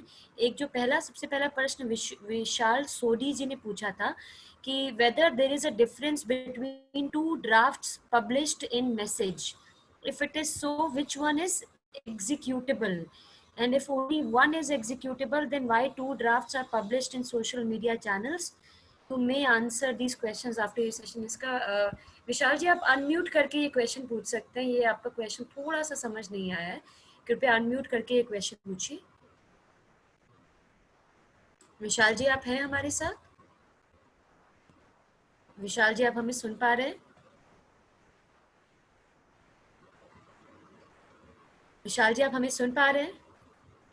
शायद वो नहीं है। ठीक है, ओके, तो इसको हम फिर उनसे डायरेक्टली ले सकते हैं। इसके अलावा हमारे पास काफ़ी नए लोग भी हैं यहाँ पर, तो आप में से जिसके किसी का भी कोई क्वेश्चन हो, कोई इस पे प्रश्न हो तो ज़रूर पूछिए। ये बहुत गंभीर मुद्दा है क्योंकि जैसा कि आपके कुशाग्र ने हमें बताया कि जो मेरे लिए सबसे हाँ जी सर, आप नाम बताएं अपना। मेरा नाम मोहित है, मोहित जैन। हाँ जी मोहित, बताएं जी, बताएं मोहित। आपने इसमें बोला है कि हिंदू बोर्ड आ जाएगा तो वो स्कूल हॉस्पिटल भी खोल सकते हैं आदिवासी इलाकों में। तो मेरा क्वेश्चन ये है कि स्कूल हॉस्पिटल में पढ़ने वाले जो विद्यार्थी होंगे या जो पेशेंट होंगे वो हिंदू ही होंगे, ऐसा नियम है? कोई भी हो सकता है? पहला क्वेश्चन ये है। और दूसरा क्वेश्चन ये है कि पुजारी का आपने लिखा था, तो पुजारी भी क्या नॉन हिंदू हो सकता है क्या? और 1000 दिनों के लिए आप लोग पुरोहित नियुक्त करोगे तो उसका क्या कॉन्सेप्ट है? वो चीज, ये 3 क्वेश्चन। पीयूष जी आप आंसर कीजिए इसे। तो पीयूष जी, मोहित का क्वेश्चन है कि क्या जो हिंदू राष्ट्र बोर्ड के आने से सुदूर इलाकों में या कहीं पर भी जो बड़े पैमाने पे अस्पताल खुलेंगे, स्कूल खुलेंगे, क्या उसमें सिर्फ हिंदू बच्चे ही जाएंगे या हिंदुओं का ही इलाज होगा? दूसरा क्वेश्चन ये उन्होंने पूछा कि जो 1000 दिनों के लिए पुरोहितों की हम नियुक्ति कर रहे हैं, एक एक करके हाँ एक चलिए करके जवाब देते हैं। हाँ जी हाँ जी। उनने जो पहला क्वेश्चन पूछा है कि उसमें हिंदू ही होंगे या दूसरे भी जा सकेंगे, तो वो जो खुलेगा उस मतलब वो डिसाइड किया जाएगा श्रद्धालु द्वारा या जो भी मैनेजमेंट है कि भाई इसमें किसकी एडमिशन होना है, किसका नहीं होना है, मतलब किसको अलाउ करना है, किसे, ये उन पे छोड़ दिया जाएगा भाई। ठीक है, अगर वो कहते हैं सहमति है, मेजोरिटी कहती है कि हमें नहीं औरों को भी करना चाहिए, तो ठीक है, औरों को भी कर सकते हैं। अब जैसे कॉन्वेंट स्कूल है, तो कॉन्वेंट स्कूल में उनका प्रबंधन बोलता है कि नहीं हमें सभी को एडमिशन देना चाहिए, तो सब एडमिशन ले सकते हैं। तो ये उन पे छोड़ दिया जाएगा कि वो उन्हें सभी को देना है या फिर सिर्फ हिंदुओं को ही देना है। देन नेक्स्ट क्वेश्चन क्या था? नेक्स्ट क्वेश्चन था कि जो पुरोहित आ रहे हैं, आप जिनकी कह रहे हैं कि कोई भी पुरोहित बन सकता है, तो क्या उसमें कोई नॉन हिंदू भी पुरोहित बन सकता है? नहीं, नॉन हिंदू के लिए नहीं। नहीं। ठीक है, नॉन हिंदू के लिए सतनाम जी, हाँ, एक सतनाम सेकंड जी, मेरा एक सवाल। हाँ, मोहित का एक लास्ट क्वेश्चन और है जी। मोहित का ना एक क्वेश्चन और है सर, फिर मैं आपके पास आती हूँ भैया। हाँ, तो मोहित का लास्ट क्वेश्चन ये था कि जो 1000 दिन की नियुक्ति है, इसको थोड़ा सा ये समझना चाहते हैं कि इससे क्या मतलब है। अच्छा, पीयूष के पॉइंट को क्लियर करना चाहूंगा। ऐसा नहीं है कि हिंदू ही हो सके। हिंदू मतलब क्या है कि वो जो रजिस्टर बनेगा, वो रजिस्टर में जिसका नाम होगा उसी में से ही कोई पुजारी बन सकता है, बाहर से नहीं बन सकता। तो पहले उसका नाम रजिस्टर में आना पड़ेगा। और रजिस्टर में आने का क्या सिस्टम है कि जो लोग खुद को हिंदू कहते हैं वो पहले, जैसे कि अभी जो है जैन, उनका एक अलग, उन्होंने एक अलग सेक्ट बना लिया है, मेजर सेक्ट। और जो है मतलब बुद्धिस्ट, उन लोगों का भी एक मेजर सेक्ट है। और जैसे क्या बोलते हैं, सिख लोगों का भी एक अलग सेक्ट है। चेंज करना है, फिर दूसरे पैर में पहन के फिर एक चक्कर लगाना। हेलो, प्लीज म्यूट कर लीजिए अपने आप को। म्यूट कर लीजिए जो भी है। मैंने कर दिया म्यूट, ठीक है। हाँ, तो इनका अलग सेक्ट है। तो वो जब तक अपनी उनके लिए ऑप्शनल है, वो आके इसमें अपना नाम डाल सकते हैं, नहीं तो नहीं डाल सकते हैं। पर बाकी जो लोग हैं उनको बाय डिफॉल्ट माना जाएगा कि वो हिंदू हैं, ठीक है। तो इस रजिस्टर में आपका नाम होना जरूरी है। अगर नहीं है तो आपको अपना नाम डलवाना पड़ेगा। पर इसमें जो है मुस्लिम, क्रिश्चियन और बाकी जो जिनका ओरिजिन इंडिया में नहीं है, जिन धर्मों का, उनको एक्सक्लूड किया गया है। उनको वैसे भी नहीं रखा जाएगा। वो अप्लाई करेंगे तो वैसे भी उनको लिया नहीं जाएगा। बेसिकली उनको कन्वर्ट होना होगा अगर वो इस लिस्ट में आना चाहते हैं तो। बट जैसे सिख है, सिख को इस लिस्ट में आने के लिए कोई कन्वर्ट होने की जरूरत नहीं, उसको कोई कुछ करने की जरूरत नहीं। जैन जो है वो अगर ये लिस्ट में नाम अपना चढ़ाना चाहता है तो उसको कोई कन्वर्ट होने की कोई आवश्यकता नहीं है। और जितने बाकी जैसे भारत में तो बहुत सारे संप्रदाय हैं, उनको बाय डिफॉल्ट उनका नाम रहेगा वैसे ही। क्यों सिख लोगों के लिए, सिख या फिर जैन, इनको नहीं डाला गया है ताकि हम उनके ऊपर थोपना नहीं चाहते, because they have created another identity also. But if अगर वो लोग अपना नाम डालना चाहते हैं डाल सकते हैं। तो ये जो लिस्ट बनेगा, इसमें से ही कोई मतलब पदभार संभाल सकता है, इसमें से ही कोई पुजारी बन सकता है, इसमें से ही कोई मतलब कोई भी पदवी हो, कोई भी ऑफिशियल पोस्ट हो, वो इसमें से ही लिया जाएगा, बाहर से नहीं लिया जाएगा बस। और 1000 दिन का, हाँ 1000 दिन का इसलिए किया गया है कि ये तो बदलते रहना चाहिए ना, कि क्योंकि एक बार हो गया तो वो हमेशा के लिए रह जाएगा, फिर तो वो मतलब काम धाम नहीं करेगा। तो हर 1000 दिन के बाद उसको रिवाइज किया जाएगा कि वो उनको, क्योंकि मंदिर तो और भी हैं, तो उनको अगर उस काम में रखा जाएगा कि नहीं रखा जाएगा। तो वो एक तरह से आपका कॉन्ट्रैक्चुअल मान लीजिए कि एक कॉन्ट्रैक्चुअल जॉब टाइप का है। तो उससे क्या होता है कि आदमी, आप जो पुरोहित है वो जो भी काम कर रहा है और भी डेडिकेशन के साथ करता है ताकि उसको नेक्स्ट टर्म भी उसको मिले। अगर वो नहीं रखेंगे तो एक बार उसने कर लिया, जैसे सरकारी जॉब में होता है कि एक बार मैंने कर लिया तो खत्म, अभी खत्म, छोड़ दो, अभी मैंने सारे पाप धो दिए, अभी नए पाप करने हैं, तो वैसे हो जाएंगे। तो इसीलिए एक टाइम रखा गया है, एक 1000 दिन का, जो कि ऑलमोस्ट 3 साल का है। तो हर 3 साल के बाद उसको फिर से दूसरे लोग कम्पीट करने आ जाएंगे, तो उसको प्रूव करना पड़ेगा कि नहीं मैं बेहतर हूँ सबसे। तो इसीलिए ये 1000 दिन का टर्म रखा गया। ठीक है मोहित। हाँ जी, नेक्स्ट कौन है? मैं हरिदेव जी। ये पुजारी वाले पे क्वेश्चन कंटिन्यू करना चाह रहा था, एक सेकंड। हाँ हरिदेव जी, एक बार मोहित कंप्लीट कर लें फिर आप पूछेगा। हाँ जी, हाँ मोहित बताइए। आपने बताया कि पुजारी वही बन सकता है जो जिसका नाम हिंदू रजिस्टर में होगा। तो ये शायद कॉन्स्टिट्यूशन का फंडामेंटल लॉ का वायलेशन नहीं होगा, क्योंकि उसमें तो ये है कि पुजारी कोई भी बन सकता है, मुस्लिम भी बन सकता है, क्रिश्चियन ही बन सकता है अभी के हिसाब से। तो वो फिर अपन फंडामेंटल लॉ तो कहीं वायलेट नहीं होगा? नहीं, कहाँ पे ये कॉन्स्टिट्यूशन में है? कॉन्स्टिट्यूशन में ये चीज कहाँ पे है? नहीं, राजीव भाई की एक वीडियो में उन्होंने बताया था कि आज के समय में कॉन्स्टिट्यूशन इस तरीके से लिखा हुआ है कि पुजारी कोई भी बन सकता है, मुस्लिम भी पुजारी बन सकता है पेपर पास। कॉन्स्टिट्यूशन में कौन सी धारा में ये लिखा हुआ है? कौन से आर्टिकल के कौन से धारा में ये लिखा हुआ है? देखिए मैं एक चीज आपको बताता हूँ। नहीं, मैं आपको एक चीज बताता हूँ। जैसे नहीं, मैं आपको एक चीज बताता हूँ। मान लीजिए आपने एक फुटबॉल क्लब बनाया, ठीक है, फुटबॉल क्लब बनाया जिसके अंदर 500 लोग मेंबर बने, ठीक है। तो अभी जो है आप उसके अंदर एक चेयरमैन बनाओगे, तो किसको बनाओगे? चेयरमैन बनाओगे, या फिर एक तो उसके अंदर आप एक रेफरी डालोगे? तो ये किसको बनाओगे? वो क्या संविधान बताता है क्या? नहीं बताता ना। तो आपके क्लब के अंदर ही आप डिसाइड करते हो। संविधान लेकिन ये बोलते हैं कि आप जाति के आधार पे किसी को नौकरी पे रखोगे या नहीं रखोगे, उसकी वो नहीं लिखा हुआ, मतलब उसकी परमिशन नहीं देते संविधान। नहीं, हम जाति के आधार पे नहीं कर रहे। हमने क्या किया, हमने एक तो ग्रुप बना दिया जिसके अंदर सारे हिंदुओं को डाल दिया। जैसे आप अगर एक तो क्लब हाउस बनाते हैं, एक तो हॉकी क्लब बनाते हैं, एक बैडमिंटन क्लब बनाते हैं, एक तो डांस क्लब बनाते हैं, उसके अंदर 1000 लोगों को रख लेते हो, फिर उसके अंदर आप पोजीशन दे देते हो किसी को, तो आप किसको पोजीशन दोगे किसको नहीं दोगे वो तो आपके ही ऊपर है। तो ये तो इसके बारे में संविधान कुछ नहीं बोलता। आप कोई संविधान नहीं बोल सकता भाई इसको भी डाल दो, क्यों तो ऐसे नहीं बोल सकते, क्योंकि आप ये जो है ये मतलब ऐसे कोई भेदभाव, और भेदभाव तो ऐसा नहीं हो रहा है कि हमने एक ग्रुप बनाया है, आप इस ग्रुप में आओ फिर हो सकता है, आप कोई इस ग्रुप में नहीं आओ फिर मतलब अगर ये नहीं है कि मुस्लिम नहीं आ सकता, मुस्लिम आ सकता है पर पहले कन्वर्ट हो जाए फिर वो आके पोजीशन ले ले। तो संविधान में ऐसा कोई कहीं पे कुछ नहीं लिखा है कि मतलब कि मुस्लिम को होना पड़ेगा। अगर लिखा है तो आप वो धारा और वो ये कोट कर सकते हो, मैं उसके ऊपर बोल सकता हूँ, पर मुझे जितना मैं जानता हूँ ऐसा कुछ नहीं लिखा है कहीं पे। ठीक क्या मैं अगला क्वेश्चन हाँ लेते जी हैं। जी हरिदेव जी आप बताएं। जी जी मैं ये कहना चाहता हूँ कि जैसे आपने कहा कि किसी भी जाति का व्यक्ति मंदिर का पुजारी बन सकता है, तो इसके लिए मुझे ऐसा लगता है कि हमें अपनी जो वर्ण व्यवस्था जो हमारी रही है पहले, हमें उसको ठीक से समझने की आवश्यकता है। और जैसे आपने हिंदू बोर्ड बनाया और हिंदू बोर्ड में आप कहते हैं कि कोई भी ईसाई या मुस्लिम इसका सदस्य नहीं हो सकता, और यदि वो सदस्य होना चाहता है तो पहले उसे हिंदू बनना पड़ेगा, उसके बाद वो उसका सदस्य हो सकता है।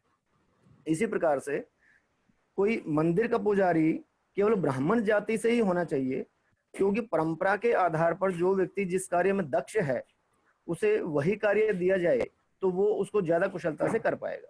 धन्यवाद। हाँ तो पीयूष जी ये आप आप अच्छा हाँ पीयूष जी अमित जी आप बताइए। अमित जी आप अमित जी एक बार क्वेश्चन रिपीट करके समझ लीजिए फिर आंसर कर मतलब दीजिए। हरिदेव जी का कहना क्या है कि भाई ब्राह्मण जो है वो दक्ष हैं तो उन्हीं को देना चाहिए और दूसरों को नहीं देना चाहिए, तो ये है। तो बात है कि हरिदेव जी ये आपकी सोच है, पर इतने भारत में जो इतने सारे हिंदू हैं, अभी कोई बोलता है नहीं ब्राह्मण, ब्राह्मण कौन है, ब्राह्मण कोई बोलते हैं कि भाई जिसके पास ज्ञान है वही ब्राह्मण है, कोई बोलता है नहीं ब्राह्मण से जो जन्म लिया वही ब्राह्मण है, कि जिसने ब्रह्म को जान लिया वो ब्राह्मण है। तो असल में ब्राह्मण कौन है, कैसे तय करेंगे कौन ब्राह्मण है और क्या है, तो ये एक लंबा डिस्कशन डिबेट हो जाएगा। अच्छा तो अमित अमित एक मिनट, नहीं, ये लेकिन हम अभी यहाँ पर नहीं मैं ये खत्म कर लेता हूँ। पर बात क्या है कि इतने सारे हिंदुओं ने जो है, इतने सारे हिंदुओं ने हिंदू संघ प्रधान चुना है, ठीक है। अगर और ड्राफ्ट में कहीं नहीं लिखा कि वो हर जाति में से कर लेंगे, ड्राफ्ट में नहीं लिखा। तो अगर हिंदू संघ प्रधान जो है वो अगर निर्णय लेते हैं कि हर जाति में से हो सकता है पुरोहित, तो हो सकता है। ड्राफ्ट में ये चीज लिखा नहीं है, ये चीज एक्सप्लेनेशन में दिया गया है कि वो कर सकते हैं। तो एक मिनट, हाँ तो बात ये है कि अगर ज्यादातर हिंदुओं को लगता है कि ये गलत है कि नहीं दूसरे जातियों से नहीं होने चाहिए, तो वो उस संघ प्रधान को हटा देंगे, या फिर वो उनके नाम पे जो जूरी कोर्ट है उस पे केस कर सकते हैं कि भाई ये गलत है, ये नहीं होना चाहिए, तो फिर उनको लेना पड़ेगा। तो बेसिकली बात यह है कि हिंदू धर्म की परंपरा क्या है, हिंदू धर्म क्या है और उसकी मान्यताएं क्या है, ये तय करने का अधिकार किसको होना चाहिए। तो मेरा ओपिनियन ये है कि बहुमत हिंदुओं का होना चाहिए। तो बस ये है, और इसका कोई और तरीका क्या है तो मुझे नहीं लगता इसका और कोई बेहतर तरीका है। नहीं, इसका मुझे ऐसा मुझे मेरा ये सोचना है कि इसका ये तरीका होना चाहिए कि जो गुरु शिष्य परंपरा पे आधारित जो हमारे आज भी हमारे 4 मठ चल रहे हैं, ठीक है ना, जो आदि शंकराचार्य ने जो स्थापित किए थे वो 4 मठ आज भी चल रहे हैं, तो उनका मार्गदर्शन लिया जाना चाहिए। अगर हिंदू संघ प्रधान को लगेगा कि उनका मार्गदर्शन लेना चाहिए तो वो लेंगे, अगर उनको नहीं लगेगा देखिए आज भी अंग्रेजों ने, एलिजाबेथ ने पोप को अपने गुरु के तौर पे स्थापित कर रखा है, ठीक है ना। तो वो लोग भी हमारी कॉपी कर रहे हैं और गुरु शिष्य परंपरा पे वो लोग चल रहे हैं। तो हमारे यहाँ जब हम इतना सोच रहे हैं अपने बारे में कि हमारा हिंदू एक बोर्ड होना चाहिए, ये सब चीजें होनी चाहिए, तो हमें ये भी तय करना चाहिए कि हमारे यहाँ पर भी एक प्रॉपर गाइडेंस देने वाला कोई एक व्यक्ति या कोई एक कुछ ऐसा होना चाहिए, जैसे कि मैंने बताया आपको कि जिससे हम पूरा मार्गदर्शन ले सकें उससे, जो पूरी हिंदू परंपराओं के बारे में अच्छे से गहराई से जानता हो, समझता हो और परंपरा से जुड़ा हुआ व्यक्ति। इसको समझाने के लिए मैं एक स्क्रीन शेयर करना चाहूंगा, ठीक है जी। एक मिनट, एक छोटा सा पिक्चर है, फोटो है। मेरा स्क्रीन दिख रहा है आपको? अभी हाँ, ब्लैक है, हाँ अब दिख गया है। हाँ तो नहीं, देखो मैंने अभी मुझे दिख रहा है हाँ आपको? जी, हाँ जी दिख रहा, हाँ जी, हाँ जी दिख तो रहा है। देखो यहाँ पे 3 कलर हैं, एक तो ग्रीन है, एक तो येलोइश है, एक तो रेड है, ठीक है। जी इसमें जी जो ग्रीन है उसमें लिखा हुआ है धार्मिक मान्यता, दर्शन और दिनचर्या। मतलब धार्मिक जी मान्यता मतलब ईश्वर क्या है, पूजा कैसे होनी चाहिए वगैरह वगैरह। दर्शन मतलब सोचना कि ये ऐसे कैसे होता है, ईश्वर के बारे में, जीवात्मा के बारे में, आत्मा के बारे में, मौत के बाद क्या होता है। और दिनचर्या मतलब मैं कैसे उठूं, क्या करूं, सोऊं, क्या खाऊं, कैसे करूं, वो है। सेकेंड पार्ट में क्या है, परंपराएं, धार्मिक समारोह और उत्सव, ठीक है। ये तो मतलब परंपराएं मतलब समझ रहे हो ना कि जो होता आ रहा है, क्या होगा, कैसे होगा। धार्मिक समारोह मतलब कहीं पे जो धार्मिक जमावड़े जो होते हैं, छोटे मोटे भी होते हैं, बड़े बड़े भी होते हैं, ठीक है। तो उत्सव जैसे दिवाली हो गई, होली दिवाली। धार्मिक समारोह जैसे कुंभ हो गया, ठीक है। तो तो और क्या है, धार्मिक स्थल और संस्था, ये 3 चीजें हैं। तो ये देखो, ये जो ग्रीन पोर्शन है, और ये ग्रीन पोर्शन ये टोटली निजी है मेरे मेरे हिसाब से। मतलब निजी मतलब क्या है कि आप बोलेंगे नहीं ईश्वर ऐसा नहीं वैसा होता है। अब 2 लोग बोल के घंटे घंटों डिबेट कर सकते हैं, पर अंत में तो आदमी वही मानेगा ना जो उसको खुद मानता है, वो उसके चला जाएगा, पर वो उसके अंदर ही है, वो उसने क्या माना, ठीक है। तो ये चीज जो है वो निजी है, ग्रीन वाला पोर्शन। ये सब चीज, दर्शन, दिनचर्या, आप बोलोगे ये करो, वो बोलेगा हाँ हाँ मैं करूंगा, पर वो करेगा नहीं, ठीक है ना। तो वो ये चीज निजी है, निजी कंट्रोल में है, वो अपने अपने ऊपर है। अब ये जो येलोइश टाइप का चीज है, ये आधा निजी है और आधा सोसाइटी के ऊपर डिपेंडेंट है। जैसे परंपरा है, तो आप कुछ परंपराएं जो कुछ मतलब आपको खुद करनी होती है और कुछ में लोगों को इन्वॉल्व करनी पड़ती है। जैसे दिवाली है, तो दिवाली आप पटाखे फोड़ सकते हो, नहीं फोड़ सकते हो, पर जैसे मतलब अभी सरकार कानून बना देगी कोई नहीं पटाखे फोड़ेगा, तो आपको अभी पटाखे फोड़ने का मन करेगा तो भी आप नहीं फोड़ पाओगे, ठीक है ना। तो जैसे कहीं पे एक समारोह हो रहा है, धार्मिक धार्मिक उत्सव हो रहा है, आपका मन करे तो जाओ, मन करे तो नहीं जाओ, पर अगर मतलब बैन लग जाएगा तो फिर तो आप इच्छा भी करोगे तो भी नहीं जा पाओगे। तो इसलिए ये सेमी मतलब ये आधा निजी है और आधा सोसाइटी के ऊपर, मतलब दूसरों के ऊपर डिपेंडेंट है, ठीक है। और जो ये तीसरा पीपी चीज हो है गया। धार्मिक, जी वो जो पीपी मॉडल कहते हैं ना, वो हो गया ये, मुझे पता पब्लिक नहीं और वो क्या प्राइवेट। मॉडल, हाँ सोच सकते चलिए हैं, कोई पर बात नहीं, आप प्लीज कंटिन्यू, हाँ प्लीज ठीक है। कंटिन्यू। अब ये जो रेड पोर्शन है, ये टोटली एक सामाजिक चीज है कि धार्मिक स्थल जैसे मंदिर हो गए, मठ हो गए वगैरह। तो एक मंदिर है तो उसमें क्या होगा, उसमें जो पैसा आता है उसको क्या करेंगे, उसको मतलब कहीं पे कुछ डैमेज हो गया तो रिपेयर कैसे होगा, उस मंदिर के अंदर कौन आएगा, आएगा तो उसके अंदर क्या रूल्स रहेंगे मंदिर के ऊपर के, वो जैसे धार्मिक स्थल।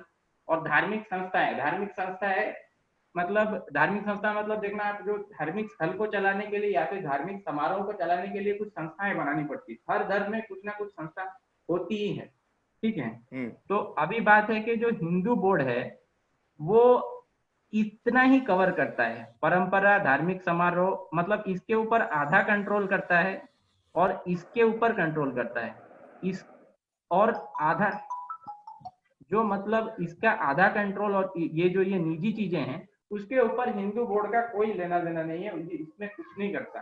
पर मैं ये बोलना चाहता हूँ कि अगर ये जो चीजें हैं आप देख रहे हो, धार्मिक स्थल, धार्मिक संस्था, इस और मुख्य फोकस लेकिन हिंदू बोर्ड का इसके ही ऊपर है कि धार्मिक स्थल और धार्मिक संस्थाओं में क्या हो, क्या चलेगा। अब जैसे गुरु शिष्य परंपरा, तो ये एक परंपरा है, तो वो अभी देखो जैसे आपने बोला कि मतलब क्या बोलते हैं, ये जो जितने भी आप जिनके भी गाइडेंस लेने बोल रहे हो, तो वो परंपरा सही है कि गलत है, वो उसको तो हम डिस्ट्रॉय नहीं कर रहे हैं ना, वो अपने हिसाब से चल रहा है, उसको हम नहीं नहीं बोल अमित, रहे इसमें इसमें तो ये इसका बहुत सिंपल आंसर हो सकता है कि जो जो हमने चुना है, हिंदू क्या बोल रहे हैं आप उसका नाम, वो ले सकता है किसी की भी सलाह। उसको उसमें लिखा थोड़ी है कानून में कि वो सलाह नहीं ले सकता है। जैसे कि आज बीजेपी गवर्नमेंट को देख लो, उसमें आरएसएस उनको सजेशन देती रहती है और बीजेपी वाले उनसे मीटिंग करते रहते हैं, मोदी जी जाते रहते हैं आरएसएस के कैंप में। तो इसमें कोई कोई किसी को रोक थोड़ी रहा है। जो हमारा प्रशासन, जो हम चुन रहे हैं, जिसको जो हमारा मेन बंदा रहेगा, वो जाके किसी से भी सलाह ले सकता है, पूछ सकता है कि भाई क्या करना चाहिए, कैसे करना चाहिए, उसमें किसी को कोई रुकावट नहीं है, कोई रुकावट नहीं हाँ, करती है उसमें। वरुण और अमित जी, बस मैं एक चीज़ यहाँ ऐड करना चाहूँगी कि जो हरिदेव जी की हरिदेव जी ने मुझसे भी अलग पहले से भी बात किया था, उनका जो थोड़ा सा बस एक वो है कि कुछ परंपराएं हैं जो कि चली आ रही हैं, जिसमें हाँ उत्पीड़न नहीं होना चाहिए, ऐसा भेदभाव नहीं होना चाहिए, पर कुछ परंपराएं हैं जो चली आनी चाहिए और जो चलती रहनी चाहिए। तो क्या हिंदू बोर्ड के आ जाने से उन परंपराओं को बदला जाएगा? तो हरिदेव जी, जो आपको अभी वरुण ने और अमित जी ने बताया, जैसे वरुण ने स्पेशली बताया कि वो सलाह ले सकते हैं संघ के। अब क्या है कि अगर मान लीजिए 20 करोड़ हिंदू, अभी तो हम मान लीजिए कि अगर हम 60 करोड़ भी हैं और बाकी क्रिप्टो हैं और बाकी मुस्लिम्स हैं, अगर हम 60 करोड़ 70 करोड़ भी हैं, तो 70 करोड़ में 20-25 करोड़ हिंदू भी इसके मेंबर बन जाते हैं। और वो मतलब जो प्रधानमंत्री ने पहला चुना और उसके बाद वो खुद चुन रहे हैं, अगर उनको लगता है कि वो उन परंपरा जो सही परंपराएं हैं, जैसे कि साबरीमाला की परंपरा है, जो सही परंपराएं हैं उसको वो नहीं पालन कर रहा है और वो भी गलत काम कर रहा है, तो 20 करोड़ लोग के पास ये ऑप्शन होगा कि वो उसको उसकी जॉब से निकाल सकते हैं। अभी ऐसा कोई ऑप्शन नहीं है। अभी कोई भी कुछ भी कर सकता है, ट्रस्टी भी मुस्लिम बन सकता है, क्रिश्चियन बन सकता है, जमीन हड़पी जा सकती है, सोना निकाला जा सकता है, क्रिश्चियन मिशनरीज पैसा यूज कर रहे हैं मंदिरों का कन्वर्ट करने के लिए। वहाँ पर कर्मचारी कौन होगा? उनकी को वो नॉन हिंदू हैं। गरीब हिंदुओं को अभी कोई ठीक से अस्पताल या दवाइयाँ जिस तरीके से मिशनरीज देते हैं, जितनी महंगी महंगी दवाइयाँ मिशनरीज देते हैं, महंगी महंगी सुविधाएं देते हैं और पैसा कैश में देते हैं, वो सब नहीं हो रहा है। तो जो आपका परंपरा से रिलेटेड है उसका बस यही है कि जिसको चुना जाएगा, 20, 25, 30 करोड़ हिंदू जो बोर्ड के मेंबर हैं वो भी देख रहे हैं, वो आप ही और मेरे जैसे लोग हैं। उनको लग रहा है कि नहीं ये गलत हो रहा है, ये परंपरा फॉलो होनी चाहिए, इससे हिंदू धर्म का को फायदा पहुंच रहा है, तो वो अपना मत दे सकते हैं। पर उनको लग रहा है कि नहीं सही हो रहा है, क्यों आज के समय और काल के हिसाब से थोड़ा बहुत बदलाव आना चाहिए, तो वो उसको कंटिन्यू कर सकते हैं। अब इतनी आजादी हमें आजकल जज सिस्टम नहीं देता है। आज कोई प्रॉब्लम होती है तो तुरंत जज के पास जाओ, जो पैसा खिलाएगा वो उसके दे देगा। अच्छा सतनाम जी, हमें वो है। नेक्स्ट हाँ क्वेश्चन जी, लेना चाहिए, हमें हाँ नेक्स्ट हाँ वरुण क्वेश्चन आगे लेना चलिए। चाहिए। हाँ हाँ वरुण चलिए चलिए। अब इसके बाद किसी का भी और नेक्स्ट क्वेश्चन हो तो प्लीज आप पूछ सकते हैं। ये क्वेश्चन है, संगठन का खर्चा कैसे चलेगा, क्या उसे सरकार उठाएगी या संगठन खुद उठाएगा? अमित जी आप इसका आंसर दीजिए। वो संगठन हिंदुओं के दान से चलेगा, सरकार इसका खर्चा नहीं उठाएगी, हिंदू जो दान देंगे उसी से चलेगा। और संगठन जो है वो हिंदुओं के ऊपर एक फीस भी लागू कर सकती है, और मतलब चाहे तो जैसे चर्च में भी फीस होती है, पर अगर कोई कुछ देता नहीं है तो उसके ऊपर कोई एक्शन भी नहीं होता है, ना ही मेंबरशिप कैंसिल होती है। तो ऐसा हो सकता है, पर वो सरकार के पैसे से नहीं चलेगा, टैक्स के पैसे से नहीं चलेगा। अच्छा, अभी हम और क्वेश्चन ले सकते हैं, किसी और का कोई क्वेश्चन है तो माइक। इसमें एक पॉइंट वरुण, इसमें जो पैसे वाली बात पे मैं एक पॉइंट ऐड करना चाहूंगा कि जैसे तो यहाँ पर जो 4 मंदिर के नाम दिए गए हैं ना, वहां से जो दान आ रहा है वो तो बहुत बड़े पैमाने पे दान आता है, तो उसका भी बहुत बड़े पैमाने पे दुरुपयोग होता है, तो वो पैसा तो इस्तेमाल होगा ही हिंदू बोर्ड द्वारा। उसके अलावा जैसे बहुत सारे श्रद्धालु ऐसे होते हैं जो कि मंदिरों में दान देना चाहते हैं, लेकिन वो जानते हैं कि मंदिरों में बहुत बड़े पैमाने पे दुरुपयोग होता है, इसलिए दान नहीं देते हैं, तो वो हिंदू बोर्ड सीधे दान दे सकते हैं। मतलब कहने का ये है कि जब हमारा हिंदू बोर्ड स्कूल खोलने स्टार्ट करेगा, हॉस्पिटल बनाना स्टार्ट करेगा गरीबों के लिए, पब्लिक के लिए, तो फिर जो है हिंदू मंदिरों में और ज्यादा डोनेट करेंगे, जो हिंदू बोर्ड के अंदर मंदिर हैं उनको ज्यादा डोनेशन देना स्टार्ट करेंगे लोग, डोनेशन देना शुरू कर देंगे। और बहुत सारे मंदिर ऐसे हैं जो कि अपने आप को हिंदू बोर्ड के अंदर ले आएंगे, वो कहेंगे कि आप ही हमारे मंदिर का प्रशासन देखिए, तो वहाँ जो मंदिरों में दान आ रहा है वो भी फिर उनके पास जाने लग जाएगा। और बहुत सारे श्रद्धालु हैं जो कि दबाव बनाएंगे मंदिर के पुजारियों पर कि आप अपना मंदिर यहाँ रखो, मतलब हिंदू बोर्ड से करवाओ प्रशासन उसका। जैसे प्रशासन उनको देखने में आएगा कि इनका प्रशासन बहुत अच्छा चल रहा है हिंदू बोर्ड वाले मंदिरों का, तो बाकी श्रद्धालु भी करने लगेंगे। तो मेरा जहाँ तक मानना है कि समय में आने वाले समय में बहुत सारे मंदिर जो है उनके पास आ जाएंगे और उनमें आने वाला दान जो है बहुत अच्छे से इस्तेमाल हो सकेगा, तो उसकी ये समस्या नहीं है, पैसों की समस्या इसमें नहीं आएगी कभी भी। ठीक है। ठीक है, अच्छा, अगला। किसी और का कोई और क्वेश्चन है तो अभी वो पूछ सकता है, माइक अनम्यूट करके, या अपना हैंड रेज कर सकता है।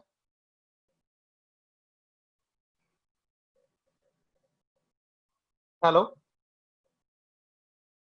वरुण गिव 1 मिनट, 1 मिनट दे दीजिए वरुण। अच्छा, एक सवाल है, how do you ensure RHB doesn't become like VHP और आरएसएस?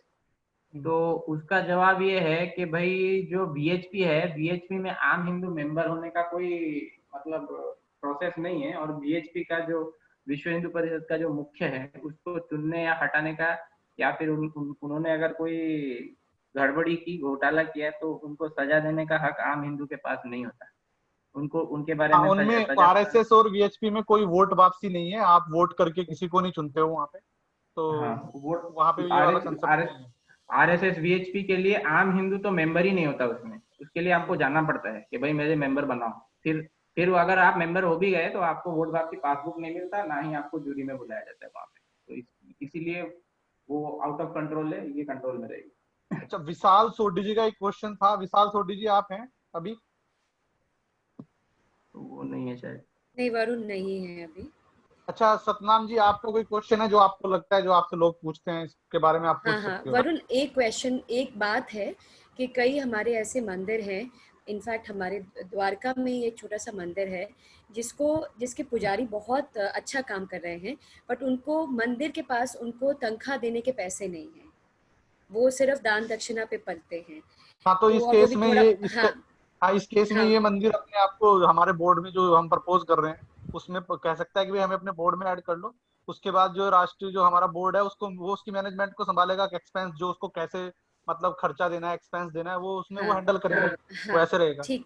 हाँ वरुण, इसमें मैं एक बार सिख प्रबंधन कमेटी का एग्जांपल देना चाहूंगी कि जितने भी क्योंकि मैं सिख परिवार से हूँ, तो मैंने बचपन से किसी भी गुरुद्वारे में कभी नहीं देखा कि गुरुद्वारे की प्रशासनिक व्यवस्था खराब हो, या उनको वीवीआईपी पास दे के लोगों को टिकट खरीद के गुरु ग्रंथ साहिब जी के दर्शन करने पड़ रहे हों, या ऐसा भी कुछ, या लंगर के समय लोगों से बहुत ज़्यादा मांगना पड़ रहा हो, क्योंकि वो सारे गुरुद्वारे जो हैं वो SGPC से कनेक्टेड हैं।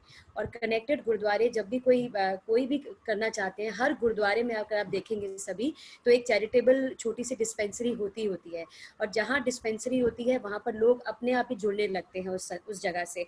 आज हिंदू आपको गुरुद्वारे में जाता हुआ ज्यादा दिखेगा त्योहारों में रादर देन मंदिर में, तो उसका कारण ही बस प्रशासनिक व्यवस्था है और कुछ नहीं है। अच्छा, एक और क्वेश्चन है इसमें कि जो फंड मैनेजमेंट होगा, जो पैसा आएगा मंदिरों के पास, उसको कैसे, वो सेंट्रलाइज्ड है, डिसेंट्रलाइज्ड है, या उसका ऑडिटिंग वगैरह होगा, कैसे मैंने पता चलेगा उसका? अच्छा, सेंट्रलाइज डिसेंट्रलाइज का मुझे पता नहीं। तो बात है कि मैनेजमेंट जो होगा ऑब्वियसली जो हिंदू प्रधान है और जो न्यासी हैं वो लोग जो तय करेंगे वैसे ही होगा। तो आप उसको सेंट्रलाइज बोलेंगे या डिसेंट्रलाइज, वो तो आपके ऊपर है, क्योंकि हमने अभी तो इतने ही चुने हैं, तो हो सकता है वो अच्छा, अलग से। इसमें ऐसा कोई कंसेप्ट है कि ये डिस्क्लोज करेंगे कि इतना दान आया है पैसा मंदिर के पास? हाँ देखिए, तो बात ये है कि अभी जो है कि ये जो फिलहाल का जो ड्राफ्ट है वो मेरे हिसाब से ऑलरेडी कितना 16 पेज का है। तो अगर हम हर एक चीज को लिखने जाएंगे कि ऐसे ऑडिट होगा, ये होगा, फिर ऐसे होगा, वैसे होगा, तो वो बहुत बड़ा हो जाएगा। पर जो बेसिक राइट्स हैं जो कि फोर्जरी को रोकते हैं वो दे दिया गया है। कैसे? वो जूरी ये है कि हिंदू बोर्ड में से कोई भी ये कॉन्सर्न रेज कर सकता है कि हिंदू बोर्ड में इस तरह की धांधली हो रही है, कि इस पैसे का सदुपयोग नहीं हो रहा है, या फिर इस पैसे का हिसाब नहीं मिल रहा है। तो जो है वो जूरी बुलाई जाएगी और वो आदेश जारी कर सकता है कि आप जो है इस तरह से इसको और ट्रांसपेरेंट बनाइए। जब जैसे कि आप बोल सकते हैं कि हम लोग कानून में लिख सकते हैं कि भाई एक वेबसाइट बना के सब कुछ डाल दो, ऐसा हम लिख सकते हैं, ठीक है। पर उसमें भी और लोग, फिर वेबसाइट कैसे बनेगी, फिर जो है भाई जो डब्बे में जो पैसा जाता है उसको कैसे इंश्योर किया जाएगा कि ये पैसा जो है वो ठीक से काउंट किया गया, उसमें कोई गलती नहीं हुई। तो वो समय के साथ और रिफाइनमेंट की जरूरत होती है। तो वो कैसे हो सकता है अगर एक इस तरह का लीगल सिस्टम हो जो कि पनिश कर सके अगर कुछ गड़बड़ी हुआ, या फिर वो एक मैं इसको ऐसे समझ रहा हूँ कि इसमें जो हमारा हिंदू जो मेन जो बोर्ड चुना जा रहा है जिसमें मेंबर्स हैं, उनको वोटिंग के थ्रू चुना जाएगा, उन्हें रिकॉल किया जा सकता है, एक तरीके से वोट वापसी की जा सकती है। तो हो सकता है वो लोग खुद ही अपना बताएं कि भाई इतना फंड हमारे पास आया है, ताकि लोगों को लगे कि ये लोग सही से काम कर रहे हैं। वो खुद ही एक वेबसाइट बना के वहां पे डाल दें कि हमारे पास इतना फंड आया है और हमने ये फंड ऐसे ऐसे यूज किया है, यहाँ पे स्कूल बनाए हैं, यहाँ पे हॉस्पिटल्स बनाए हैं। हाँ, और जूरी उसके ऊपर केस भी कर सकती है कि मतलब अगर केस कोई धांधली हो। इसमें एक बात मैं ये बताना चाह रहा था कि जो यहाँ पे हमने हिंदू बोर्ड के गठन और कार्य प्रणाली की बात की थी, तो इसमें जो दो हिस्से हैं ना इसके, तो इसमें जो दूसरा हिस्सा है, एक मिनट ये थोड़ा हैंग कर गया, मैं दिखाना चाह रहा था कि जहाँ लिखा हुआ है यहाँ पर, इसमें जो रजिस्ट्रार बनेगा, एक शब्द इस्तेमाल हुआ था कि संप्रदाय रजिस्ट्रार की नियुक्ति। तो प्रधानमंत्री दो काम करेंगे, एक तो राष्ट्रीय हिंदू बोर्ड के संघ की नियुक्ति करेंगे और साथ में एक संप्रदाय रजिस्ट्रार की नियुक्ति करेंगे। तो जो यहाँ संप्रदाय रजिस्ट्रार है ना, वो सारा जितने भी मंदिर देश में, जितने भी ट्रस्ट हैं, जितने मंदिर हैं, उनका सारा लेखा जोखा रखेगा, उनमें आने वाले दान का। वो उसे खर्च करना, ऐसे खर्च करना ये नहीं बता सकता है, वो कोई उसमें से पैसा नहीं ले सकता है। लेकिन आज की तारीख में जो पैसा मंदिरों के पास जा रहा है, सॉरी सरकार के पास जा रहा है, वो सब जाना बंद हो जाएगा, वो मंदिर के अंदर रहेगा। तो मंदिर के जो अंदर पैसा जब रहेगा तो वो मंदिर अपने हिसाब से खर्च कर सकते हैं उसको, और श्रद्धालु डिसाइड करेंगे कि श्रद्धालु ये मतलब उनको अधिकार मिलेगा श्रद्धालुओं को कि पैसे, मंदिर का पैसा राष्ट्रीय हिंदू बोर्ड के जरिए खर्च करवाना चाहिए या फिर अपनी मर्जी से पुजारियों को खर्चा करना चाहिए। तो ये बदलाव आएगा संप्रदाय रजिस्ट्रार की वजह से। हाँ वरुण, मैं इसमें एक बात और जोड़ना चाहूंगी कि अभी जो होर्डिंग की जब भी वोटिंग का प्रोसीजर आ जाता है और आपको हर 5 साल में बदलना है, तो जो गुरुद्वारा प्रबंधक कमेटी का मेंबर्स होते हैं उनमें होर्डिंग की यानी पैसा जमा करना अपनी पीढ़ियों के लिए और इसके लिए उसके लिए और भाई भतीजावाद, वो बिल्कुल खत्म हो जाएगा, क्योंकि 5 साल के लिए आपकी नियुक्ति होगी या जितने भी दिनों के लिए, और उसके बाद आपको अपनी परफॉर्मेंस के बेस पे दोबारा दिखाना ही है या दोबारा आने के लिए करना है, तो वो बहुत कंट्रोल में आ जाएगा, वो भाई भतीजावाद और होर्डिंग जो पैसे की होती है या चोरी जो पैसे की होती है। अच्छा, मैं ये बोल रहा हूँ कि अगर कोई हमारा पुराना एक्टिविस्ट है वो भी क्वेश्चन पूछ सकता है, क्योंकि ये ड्राफ्ट जो है काफी ज्यादा डिस्कस नहीं होता है हिंदू बोर्ड, हम ज्यादा फोकस जूरी कोर्ट पे रखते हैं। तो जो एग्जिस्टिंग एक्टिविस्ट है वो भी अपना सवाल, कोई भी सवाल उनके दिमाग में है वो अभी पूछ सकता है, जो एग्जिस्टिंग एक्टिविस्ट है।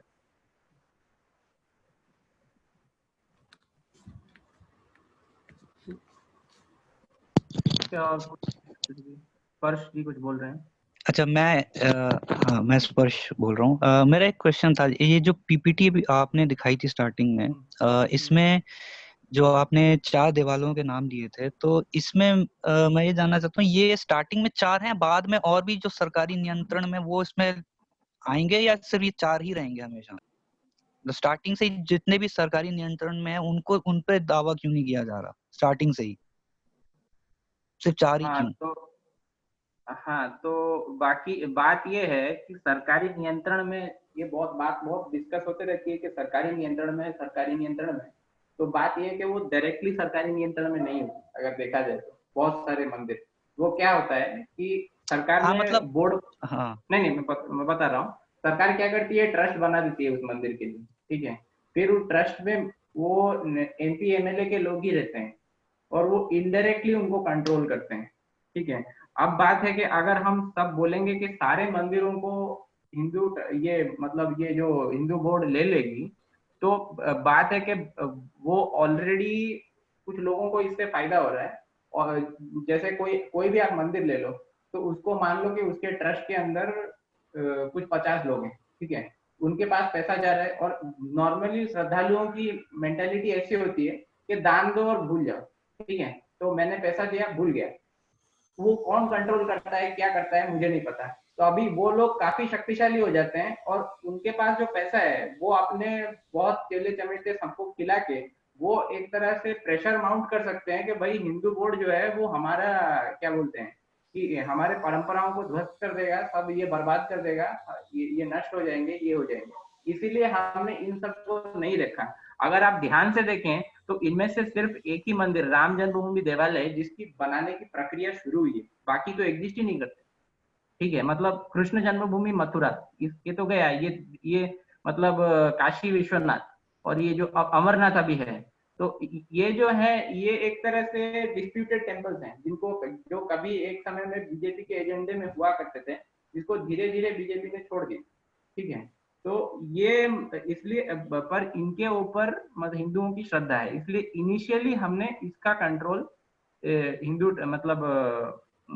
हिंदू बोर्ड को दिया है, वो भी रेफरेंडम के बाद। मतलब भारत में रेफरेंडम करा के, ऐसे नहीं कि हम सीधा बोल रहे हैं कर, तो रेफरेंडम कराओ, अगर रेफरेंडम में लोग इसको बोलते हैं कि हाँ इसको रखो, देन उसको दो। वरना ये आएगा कि भाई ये तो राष्ट्रीय धरोहर है, इसमें तो सबको ही जा सकते हैं, ये तो गणतांत्रिक होना चाहिए, ये सब डिबेट आएगा। ये सब डिबेट में हम पढ़ना नहीं चाहते, तो ये 4 पहले दे दिए। बाकी जितने भी मंदिर हैं, ठीक है, वो जो है हमने जो संप्रदाय रजिस्टर बनाया, वो सब मंदिरों को रजिस्टर कर लेगा। फिर वो देखेगा कि मान लो एक मंदिर है, जैसे कोई काली मंदिर है, तो उस मंदिर के फॉलोअर कितने हैं, वो खुद को क्या एक संप्रदाय बोलते हैं, तो उनको रजिस्टर कर लेगा कि ये मंदिर में कौन कौन है। फिर वो लोग अगर मतलब स्वेच्छा से देना चाहेंगे तो वो दे सकते हैं, जबरदस्ती किसी को अधिग्रहण नहीं किया जाएगा। पर जबरदस्ती अधिग्रहण नहीं करने से भी वो स्वेच्छा से दे देंगे। क्यों दे देंगे? इनके जो वो मंदिर के श्रद्धालु होंगे वही खुद वो ट्रस्टियों को पूछने लगेंगे कि भाई हिंदू बोर्ड जो है उसका इतना प्रबंधन इतना बढ़िया है, वहां पे लोगों को इतना फैसिलिटी मिलता है, तो आप लोग इधर क्यों उसमें मिल नहीं रहे हो? हम हिंदू नहीं है क्या? हम क्यों उसमें नहीं मिल रहे हैं? हमें एकता आनी चाहिए, तो आप खुद से ही जाके मिल जाओ, क्यों अलग थलग बैठे हुए हो? आपको उससे फायदा क्या हो रहा है? तो इस प्रेशर की वजह से वो ऑटोमेटिक इसमें आ जाएंगे। हम जबरदस्ती करने जाएंगे तो उसका एक नेगेटिव पोर्ट्रेयल हो सकता है कि भाई ये जो है वो परंपराओं को नष्ट करने जा रहे हैं, तो इसलिए ये किया गया। देखिए ये बात ठीक है कि इनिशियली जो आप कह रहे हैं, बट जैसा आपने बताया कि इनडायरेक्टली लोग उससे बेनिफिट कर रहे हैं, तो वो तो नहीं चाहेंगे कि ये उनके कंट्रोल से जाए, इनडायरेक्ट ही हो या डायरेक्ट हो। हाँ, पर तो उनको आप ये तो जो आप कह रहे हैं लोग पूछेंगे, वो प्रेशर में देना पड़ेगा, वो एक हाइपोथेटिकल सिचुएशन है, वो जरूरी नहीं कि ऐसा हो, वो एक हाइपोथेसिस है कि लोग पूछने लगेंगे और वो प्रेशर में देंगे। तो अगर लोगों को अपने मंदिर से फायदा नहीं चाहिए, लोगों को ऐसे ही जीना है, तो हम उनके ऊपर कोई प्रेशर नहीं कर रहे। पर लोग किनको ये जो है कि मंदिर हमारे लिए काम नहीं कर रही है, तो लोगों की ही परेशानी है ना, तो वो लोग ही ये करेंगे। आप एक खुद ही बताओ।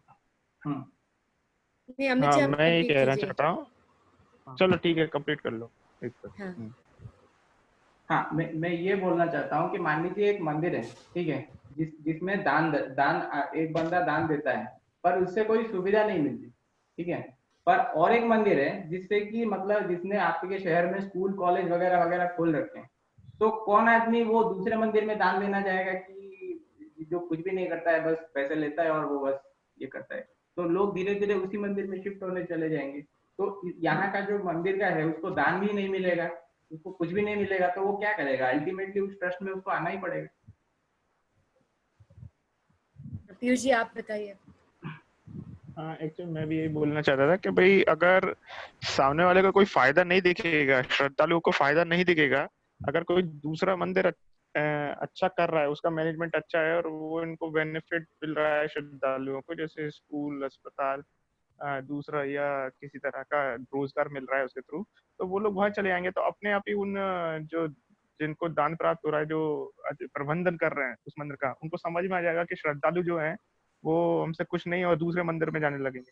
तो इसीलिए वो हो सकता है कि उस प्रेशर के कारण जो है वो आ जाए। लेकिन हम ऑलरेडी ऐसा किसी पे बंधन डाल दे कि नहीं सबको ऐसा होना, ये वो इम्पैक्ट चला जाता है कि जैसे सरकार जबरदस्ती मंदिरों को ले रही है, तो ऐसा ही है कि भाई तुम भी जबरदस्ती सबको मिला रहे हो, तो वो तुम्हारा कुछ दूसरा प्रयोजन है। तो इसलिए ये ऊपर ही छोड़ देना चाहिए, वो ज्यादा बेहतर। पीयूष जी मैं इसमें बस एक एग्जांपल देना चाहूंगी। हमारे घर के पास एक गुरुद्वारा है, तो एक बार उनके प्रबंधक कमेटी वालों से मेरी बात हुई थी, तो उन्होंने कहा था कि हमें ज्यादा दान हिंदुओं से आता है। तो मैंने बोला कि ऐसे कैसे? तो उन्होंने कहा कि क्योंकि जितने चैरिटेबल वाले आते हैं यहाँ पर, वो ज्यादा हिंदू देखते हैं कि हिंदुओं लोगों को यहाँ पर फ्री में दवाइयाँ मिल रही हैं, एलोपैथी होम्योपैथी सब खुला हुआ है, तो ये देख के हिंदू ज्यादा दान करते हैं। तो स्पर्श यही आपके क्वेश्चन का उत्तर भी है कि अगर कोई एक मंदिर अच्छा काम करता है, चैरिटेबल खोलता है, दवाइयाँ और अस्पताल और स्कूल, तो उसको देख के बाकी मंदिर के लोग ऑटोमेटिकली वहाँ शिफ्ट होंगे। ये कोई हाइपोथेटिकल नहीं है, ये सच्चाई है यहाँ की। स्पर्श आई होप आपके क्वेश्चन को आंसर करता है। आई होप हिंदू बोर्ड जल्दी आए और आप। अच्छा, कोई और क्वेश्चन है किसी का भी? हेलो सर, मैं एक सुझाव देना चाहता हूँ। हाँ जी, आपका नाम क्या है? मोहित जैन, जयपुर से। ओके ओके, सर मेरा सुझाव एक छोटा सा सिंपल सा ये है कि जितना भी अपन क्वेश्चन आंसरिंग यहाँ पे कर रहे हैं, हम क्वेश्चन पूछ रहे हैं, आप लोग आंसर दे रहे हो और काफी क्वेश्चन के आंसर से हम लोग सहमत भी हैं, तो आप लोग इसको मतलब FAQ बना के अपन पब्लिक डोमेन में डाल सकते हैं, क्योंकि देखो इसमें मोहित मैं इसमें पहले तो ये जो रिकॉर्डिंग है ये अपलोड होगी, उसके बाद हम लोग क्या कर रहे हैं, इन सारी रिकॉर्डिंग्स को हम दोबारा सुनेंगे और फिर हम एक नई वीडियो बनाएंगे अलग से 10 मिनट की वीडियो, जिसमें सिर्फ क्वेश्चन और आंसर रहेंगे। तो उसमें थोड़ा टाइम लगेगा, लेकिन कोशिश करेंगे हम 1-2 महीने में उस तरह की वीडियो बना के हम डाल देंगे यूट्यूब पे। सर वीडियो आप सही कह रहे हैं कि आप वापस से नई वीडियो बनाएंगे, लेकिन वीडियो के साथ एक मतलब लिखित में भी होना, क्योंकि काफी सारे लोग वीडियो की जगह वरुण हो जाएगा, वो हो जाएगा वरुण, वो सारा चीज रहेगा, वो सारा रहेगा। ठीक है, तो आप वो चाहें हो तो जो जाएगा। ड्राफ्ट है, सुनिए, ड्राफ्ट है जो हिंदू बोर्ड का, वहां पे भी नीचे लिखे गए हैं FAQ, आप उनको भी देख सकते हैं। बहुत सारे जो आपके प्रश्न है उसके जवाब भी उसमें मिल जाएंगे। ये हमने सामान्यतः हर पीयूष ड्राफ्ट में दिया है पीयूष कि वो बात उसको, ठीक है, हाँ लेकिन हमने ये हाँ हाँ, प्लान किया नहीं समझ गया हूँ जी, हाँ मैं अभी समझ हम गया, क्या लेकिन कि हम 10 मिनट का एक वीडियो नहीं भी क्या बनाएंगे है, और उसमें, हाँ ठीक है, ठीक है बताओ। ठीक है, नहीं मैं बता रहा हूँ कि ये भी उसमें इंक्लूडेड है, जो ड्राफ्ट है वहाँ पे भी आप देख सकते हैं। बहुत से क्वेश्चंस के आंसर वहाँ पे भी दिए गए हैं, सामान्य क्वेश्चन के, हाँ और वो किसी की ठीक है, क्वेरी है तो फिर हम यहाँ पे अलग से लिखेंगे। नहीं ठीक है, उसके अलावा हमारा प्लान ये है कि हम एक हर ड्राफ्ट के लिए जितने भी ड्राफ्ट हमने प्रपोज किए हैं उसके लिए एक 10 मिनट की वीडियो हम बनाएंगे। हम कोशिश कर रहे हैं कि वो वीडियो अच्छी कैसे बने जिसमें सारे क्वेश्चन हम कवर कर सकें जो यहाँ पे पूछे जा रहे हैं, और उसके साथ एक लिंक भी रहेगा। उस लिंक में वो क्वेश्चन आंसर भी लिखे होंगे, मतलब अगर किसी को वीडियो नहीं देखना है वो लिंक पे जाके पढ़ सकता है, तो वो चलेगा, उस पर काम हो रहा है, मतलब कर सकते हैं 1-2 महीने में उसको फिनिश। वरुण, मेरा एक सुझाव है। हाँ जी बताइए। जैसे कि किसी भी विषय पे जब हम कोई बात करते हैं तो उस विषय के विशेषज्ञ को रखा जाता है, उससे मतलब उसका मार्गदर्शन लिया जाता है। तो इसी प्रकार से जब आज हम हिंदू बोर्ड के गठन की हम बात कर रहे हैं तो हिंदू धर्म का कोई विशेषज्ञ आज की बैठक में या आगे अगर कोई इस प्रकार का कुछ डिस्कशन होता है, हाँ ठीक है, तो उसमें मुझे वो ऐसा लगता है कि ऐसा एक स्पेशलिस्ट हमारे पास होना चाहिए जो हमें सही मार्गदर्शन दे सके। देखिए यहाँ वो तो हिंदू आज धर्म देखो की बात नहीं हरिदेव, हम एक्चुअली इधर धर्म की बात कर ही नहीं रहे हैं, हम इधर सिर्फ इसकी बात कर रहे हैं कि प्रबंधन की बात कर रहे हैं। जैसा मैंने आपको समझाया ना कि हम प्रबंधन की बात कर रहे हैं, मैनेजमेंट की बात कर रहे हैं। वो नहीं, मैनेजमेंट की भी अगर हम बात कर रहे हैं तो भी हमें, जब तक हमें विषय का पूरा जानकारी हमको नहीं होगी तब तक हम उस विषय के मैनेजमेंट करेंगे कैसे? नहीं, जैसे आप मुझे विषय समझाइए की समझ कि तो होना आवश्यक है ना। नहीं, मुझे एक बात बताइए, एक मंदिर में मान लीजिए 1 करोड़ रुपया दान आता है, ठीक है, तो उस पैसे को क्या करना है, इसके लिए किस टाइप के ज्ञान की जरूरत है? हेलो हाँ जी, हाँ जी। हेलो, मैं बोल रहा हूँ एक मंदिर में मान लीजिए 10 करोड़ दान आता है, उस पैसे को क्या करना है, इसके लिए क्या ज्ञान की आवश्यकता है? देखिए, मैं एक बेसिक समझ की बात कर रहा हूँ। हम कोई भी विषय पे जब बात करते हैं ना तो उस अमित विषय मैं इसका आंसर देना का कोई चाहूंगा, मैं इसका मर्मज्ञ आंसर देना होना चाहूंगा। होना होना वरुण चाहिए, उनको ऐसा मेरा कंप्लीट करने सुझाव दो, है। वरुण हाँ कंप्लीट करने दो। नहीं, इसका ऐसा देखो मेरा ये क्वेश्चन सुझाव बहुत है लंबा कि चला जाएगा, बहुत लंबा चला जाएगा। हरिदेव जी, मैं ये कहना चाहूंगा कि जो भी आगे कोई वेबिनार होगा उसमें आपको जो भी लगता है कि जिसको हिंदू धर्म का एक्सपर्ट आप मानते हो, आप उसे ऐड कर सकते हो। ठीक है, हमने मीटिंग ओपन रखी है, तो आगे भी जब मीटिंग होगी तो आप, अगर आपको कोई जानने वाला है, आपको लगता है कि हाँ ये धर्म का एक्सपर्ट है, आपको लगता है जी कि इनको ज्यादा नॉलेज है, हमें गाइड कर सकते हैं, तो हम उनके सजेशन जी लेने के लिए तैयार हैं, हम रेडी हैं। लेकिन वो आपको बंदा जी। देखना पड़ेगा, आप ढूंढिए ऐसा बंदा, हम उसके साथ अलग से नहीं, मीटिंग वो कर कोई सकते हैं। भी हो सकता है, मतलब ऐसा नहीं कि मैं ही देखूंगा या नहीं देखो देखो, मतलब हम तो ठीक है, ऐसे मैं करते हैं प्रयास ना। करूंगा कि अगली बार से मैं हाँ किसी एक ऐसे व्यक्ति को रखूं। जैसे सतनाम जी ने हाँ जिक्र किया कि हमारे बगल में, हमारे घर के पास हाँ में एक मंदिर है और पुजारी जी बहुत अच्छा काम कर रहे हैं। तो मैं हाँ प्रयास हाँ करूंगा कि अगली बार जब हिंदू बोर्ड की कोई अगली बार जब वेबिनार होगा तो मैं हाँ उनको हाँ हाँ वो रहे साथ में। हाँ ठीक है, वो रख सकते हैं, उसमें कोई मेरा प्रॉब्लम प्रयास नहीं। देखो हम रहेगा। क्या करते हैं, हमारे पास जितने हम लोगों को जानते हैं हम तो सबको लिंक भेजते हैं कि भाई आप लोग इसमें हाँ जुड़ो। बिल्कुल ठीक है। और ठीक है, वो लोग किसी को भी जोड़ सकते हैं, इसमें कोई रिस्ट्रिक्शन नहीं है कि हम कुछ चुनिंदा बिल्कुल। लोगों को चुनते हैं। ठीक है, कोई नहीं भी नहीं, आ सकता बिल्कुल है और वो बिल्कुल अपना सजेशन दे सकता है। बिल्कुल। ठीक है ठीक सहमत हूँ, ठीक सहमत है हूँ। ठीक है। जी। अच्छा, एक और क्वेश्चन पूछा है कि डोनेशन एनआरआई से हम डोनेशन ले सकते हैं क्या? जी अगर बिल्कुल हिंदू ले है तो सकते हैं। अगर जी वो जी, हिंदू है तो अगर वो हाँ, हिंदू एनआरआई है तो ले सकते हैं। ठीक है ठीक है। इसके अलावा कोई और क्वेश्चन है किसी का? नहीं तो फिर एंड करते हैं हम इसे, ये काफी लंबा हो जाएगा तो। नहीं, जैसे डोनेशन अगर पे मैं हाँ एक विचार आ रहा है दिमाग में कि मान लीजिए कोई हिंदू नहीं है लेकिन उसको लग रहा है कि भाई अगर ये लोग बहुत अच्छा काम कर रहे हैं, प्रभावित हुआ है, वो अगर वो डोनेशन देना चाह रहा है तो हम नहीं लेंगे। देखिए, अमित।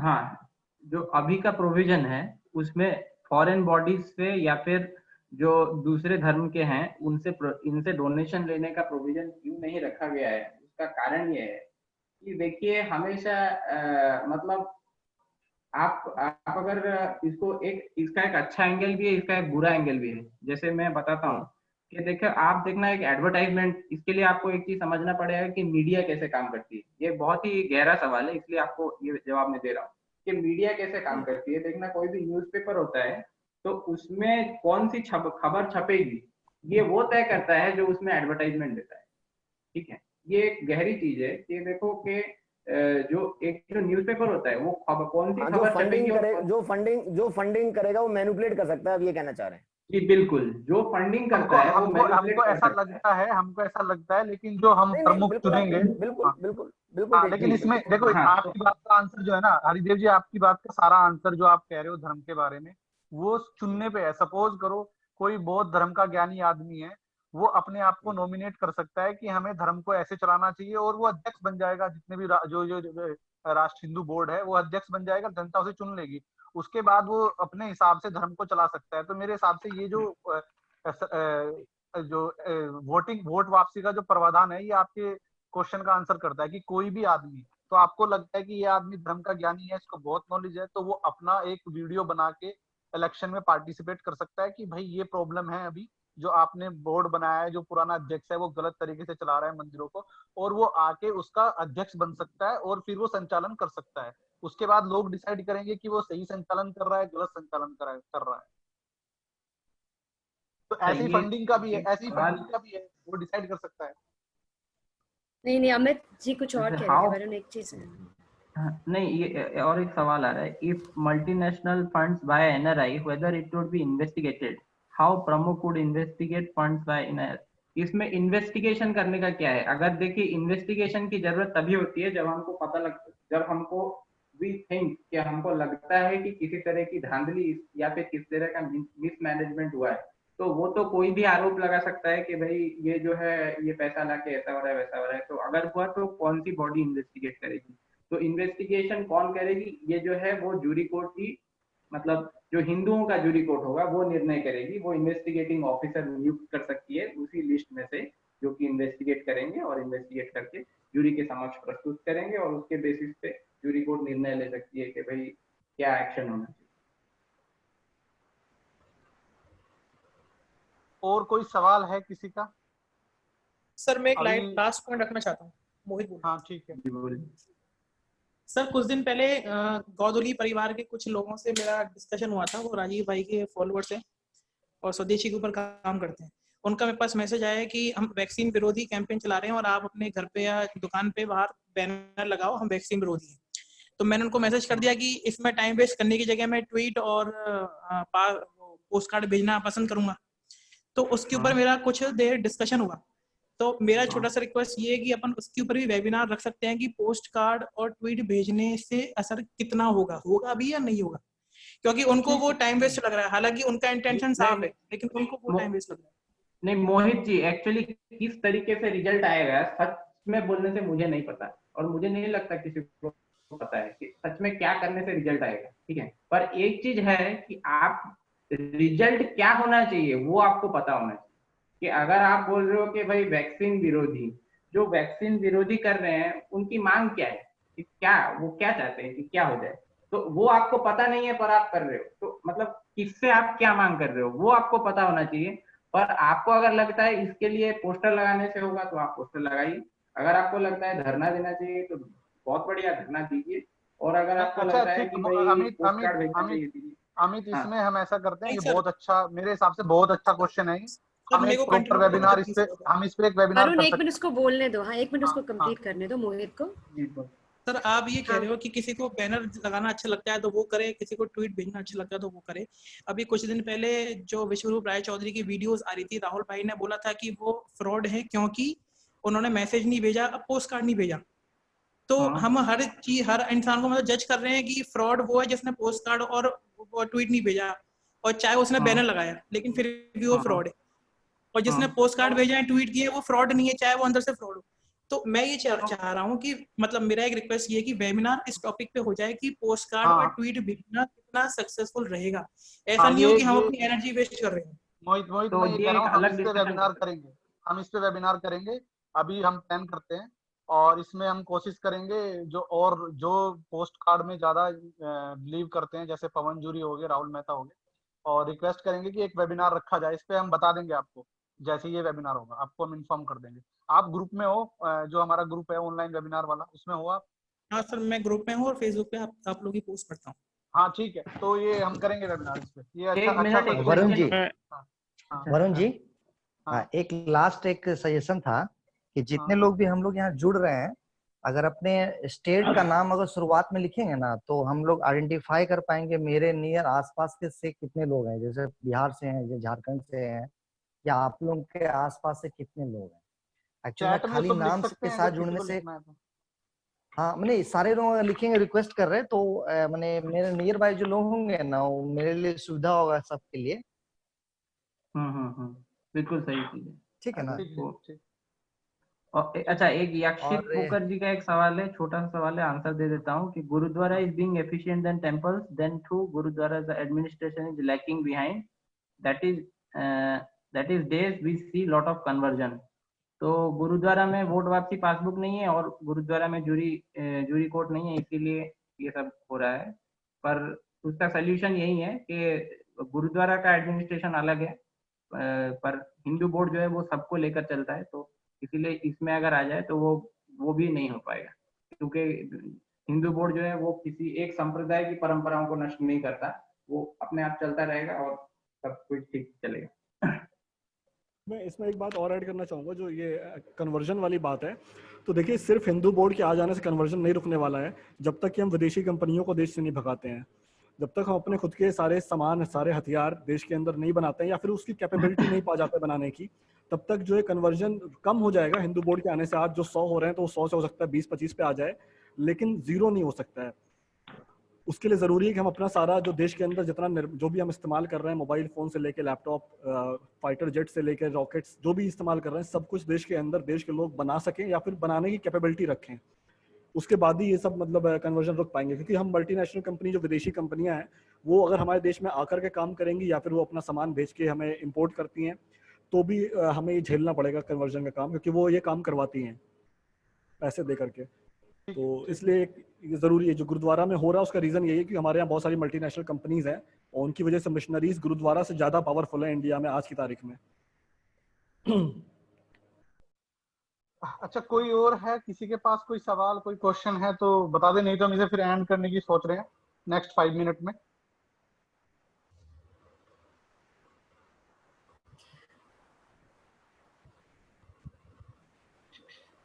किसी एक्टिविस्ट के पास, जो कार्यकर्ता हैं जूरी कोर्ट, उनके पास कोई सवाल हो पूछ लें। कस्तूरा राम जी हैं, पीयूष ईश्वर जी हैं, हर्षदीप सिंह है, हाँ, और विशाल हर्षदीप सिंह, आप कुछ पूछना चाहेंगे? मोहित कुछ पूछ रहे हैं, हाँ बोलिए। हाँ सर, अभी कुछ दिनों से मैं काफी कंफ्यूज हूँ आप लोगों के ये फेसबुक पे पोस्ट देख के, राइट टू रिकॉल शब्द और वोट वापसी शब्द को लेके, क्योंकि मैंने काफी टाइम से RTR के पोस्ट पढ़ रहा हूँ मैं पिछले 8 सालों से, और अब ये नया शब्द आ गया और उसको लेके थोड़ा सा मुझे वो दिख रहा है मन मुटाव सा, तो उससे मुझे समझ में नहीं आ रहा कि हो क्या रहा है। मुझे लगता है ये क्वेश्चन हमें दूसरे वेबिनार में, अमित, हमें ये क्वेश्चन दूसरे वेबिनार में कवर करना चाहिए कि हिंदू बोर्ड पे है, क्योंकि बाद में जब लोग रिकॉर्डिंग देखेंगे तो ये बहुत लंबा हो जाएगा। तो हम इसको दूसरे वेबिनार में कर सकते हैं कवर। मोहित, मैं आपको बता दूंगा, इस पर जब भी डिस्कशन होगा मैं आपको मीटिंग में इनवाइट कर लूंगा, अलग से एक मीटिंग रख लेंगे, ठीक है? इसमें ये क्वेश्चन कवर करना ठीक नहीं है। इनको किसी दिन बीच में बुला के आधे घंटे बात कर सकते हैं इस हाँ बारे में। हाँ, ठीक है, ठीक है, ठीक है, ठीक है। ये क्या इसमें अरे अमित जी को बोलने दीजिए। नहीं, अभी साइड से क्वेश्चन आ रहे हैं, धर्म की पैरेलल गवर्नमेंट एस्टेब्लिश हो पाएगी? पैरेलल गवर्नमेंट का क्या मतलब है मुझे पता नहीं, पर इसलिए क्वेश्चन क्लियर नहीं है, तो आप बाद में पूछ सकते हैं इसके आप क्या मीन करते हैं। इसमें ये है कि अगर हिंदू बोर्ड आता है तो जो हिंदू है वो अपने स्कूल खोल सकते हैं, हॉस्पिटल खोल सकते हैं। अब इसे अगर आप गवर्नमेंट समझते हो, आप समझ सकते हो, गवर्नमेंट नहीं समझ सकते हो, तो वो आप पे डिसाइड करना है। लेकिन आपके पास जो पैसा है मंदिरों में, वो हिंदुओं की भलाई में आप यूज कर सकते हो, हॉस्पिटल्स बनाने में, आपका जो है गौशाला बनाने में, या फिर आयुर्वेदिक रिसर्च करने में, जो भी हिंदुओं को लगता है उनके लिए होना चाहिए, वो पैसा वहां लगाया जा सकता है। वो गवर्नमेंट का पैसा नहीं रहा, वो आपका पैसा है। funds from NRI are as good as from MNC, whether it should be accepted. तो देखो वो तो अंत में तो जो मतलब हिंदू संघ प्रधान जो होगा वही तय करेगा और जो न्यासी होंगे वो तय करेंगे, पर एनआरआई जो है वो एक आदमी होता है, तो उसका एमएनसी क्या है कि एमएनसी इन्फ्लुएंस्ड होता है मतलब दूसरे मतलब जो पोप होता है उससे इन्फ्लुएंस होते हैं। अच्छा, मैं एक चीज क्लियर कर देना चाहूंगा कि यहाँ पे किसी धर्म के अगेंस्ट कुछ नहीं है कि ये धर्म खराब है वो है, उसके लिए कुछ नहीं है। और ये जो ड्राफ्ट है ये अगर ये टोटल सेक्युलर भी है और हिंदूवादी भी है। सेक्युलर कैसे है? सेक्युलरिज्म मतलब यही होता है कि जो प्रशासन है, देश का प्रशासन, वो किसी धर्म में हस्तक्षेप नहीं करेगा या फिर कम करेगा। तो इससे जो है वो जो मतलब गवर्नमेंट का जो इंटरफियरेंस है वो कम होता है, इसलिए ये सेक्युलर भी है। और हिंदूवादी इसलिए है क्योंकि इससे हिंदुओं का भला होता है। तो ये बहुत सेकुलर भी है और हिंदूवादी भी है, और इससे दूसरे धर्मों को कुछ करने के लिए बारे में कुछ नहीं है। पर ये क्या है कि सब जैसे हर कंपनी का, हर देश का, हर सेक्ट का, हर ग्रुप का होता है कि भाई अपना जो मतलब इन्फ्लुएंस है वो लोगों के ऊपर करो, तो दूसरे धर्मों का इन्फ्लुएंस की वजह से हिंदू जो है वो अपना अधिकार ना खो दें। तो इसके बारे में ये है कानून। वरुण अब एक बार नेक्स्ट टॉपिक की हम नेक्स्ट वेबिनार के बारे में थोड़ा सा बता देते हैं ताकि हम इसको कंप्लीट कर पाए, समराइज कर पाए। हाँ वरुण, मैं कह रहा हूँ नेक्स्ट टॉपिक से पहले मैं ये कहना चाहूंगा कि हम लोगों को ये बताएं कि अगर वो इस ड्राफ्ट को सपोर्ट करते हैं तो वो क्या स्टेप ले सकते हैं। तो क्विकली अगर ये चीज हम बता दें, हमारे पास कुछ स्लाइड है कुछ इसके बारे में कि क्या स्टेप लेने चाहिए। एक बार कुशागर एक बार वापस चले जाओ और मैं एक बार बोल देती हूँ। तो 5-6 चीजें हैं जो हम 4-5 चीजें हैं जो हम लोग कर सकते हैं।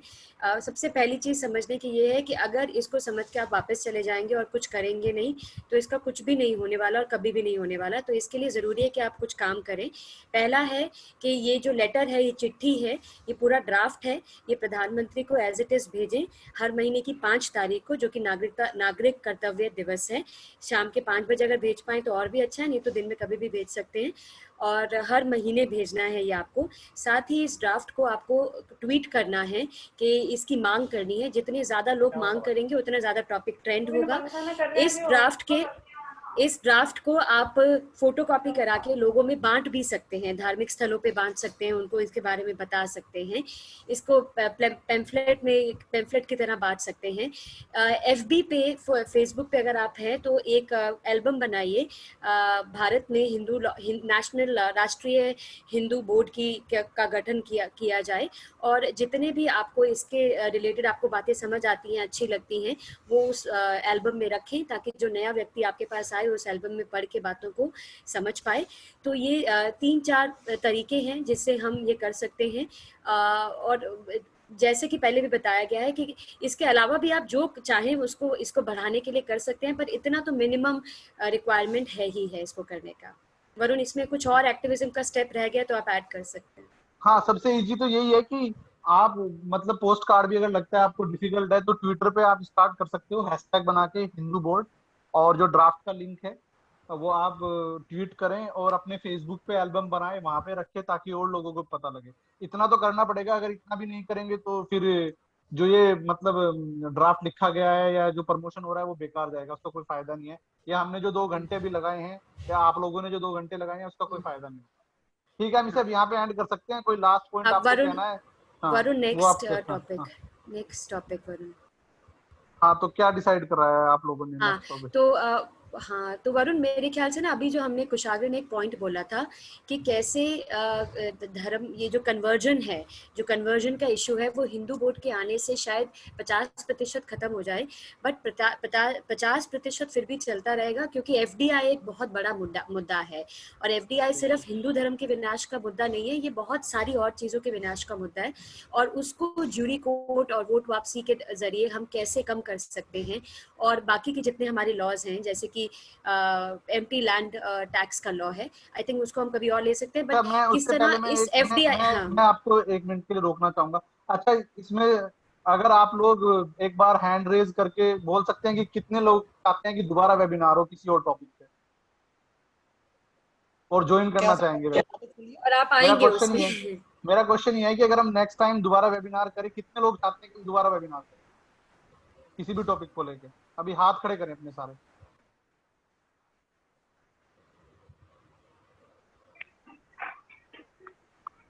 जो दिख नहीं रहे वो क्या करें?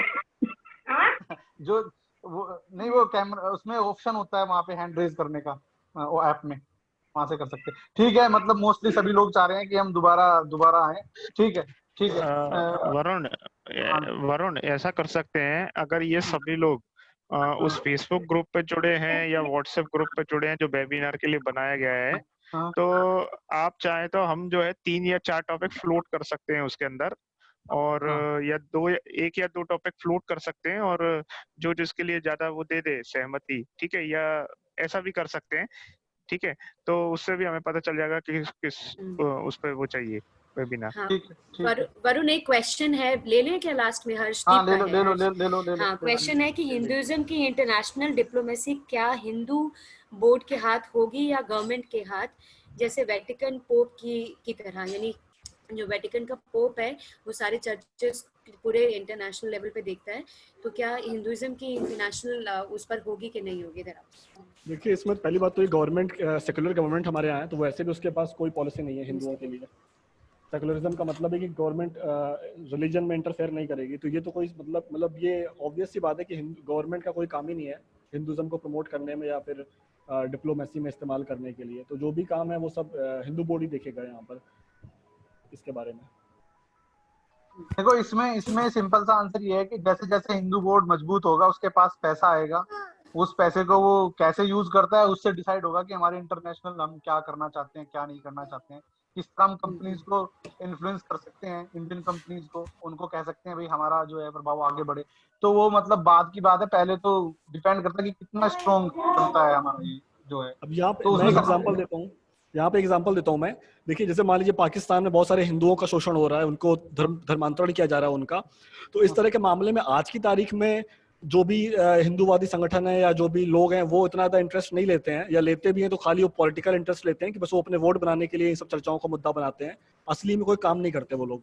लेकिन हिंदू बोर्ड होगा तो इस तरह के मामलों को जो है हैंडल करेगा, वो जो है वहाँ के हिंदुओं को यहाँ भारत में लाने के लिए या तो फिर वहीं पर उनके खिलाफ एक्शन लेने के लिए यूएनएचसी में जैसा भी चाहे वो कर सकता है। तो इसका सबसे बड़ा काम यही है कि वो प्रशासनिक व्यवस्था या हिंदुओं से जुड़ी जो भी समस्याएं उनको देखने का ढंग से काम करेगा, चाहे देश के अंदर हो चाहे देश के बाहर वो हिंदू हो। तो ठीक है, अभी सतनाम इसे एंड करते हैं। आपको कोई लास्ट वर्ड कहने हैं तो इसे एंड करते हैं, काफी हो गया। हाँ, नहीं, बस इतना ही है कि आप आज हमारे पास 40 लोगों से शुरू हुए थे हम लोग। अच्छा, बहुत सारे लोगों का, एक मिनट, ये कह रहे हैं कि भाई जूम ऐप को लोगों को ऑब्जेक्शन है, तो मैं कोशिश कर रहा हूँ अल्टरनेटिव फाइंड करने का, लेकिन जो गूगल मीट है उसमें क्या है कि अकाउंट चाहिए, तो मैं देख रहा हूँ कोई और अल्टरनेटिव जैसे में मिले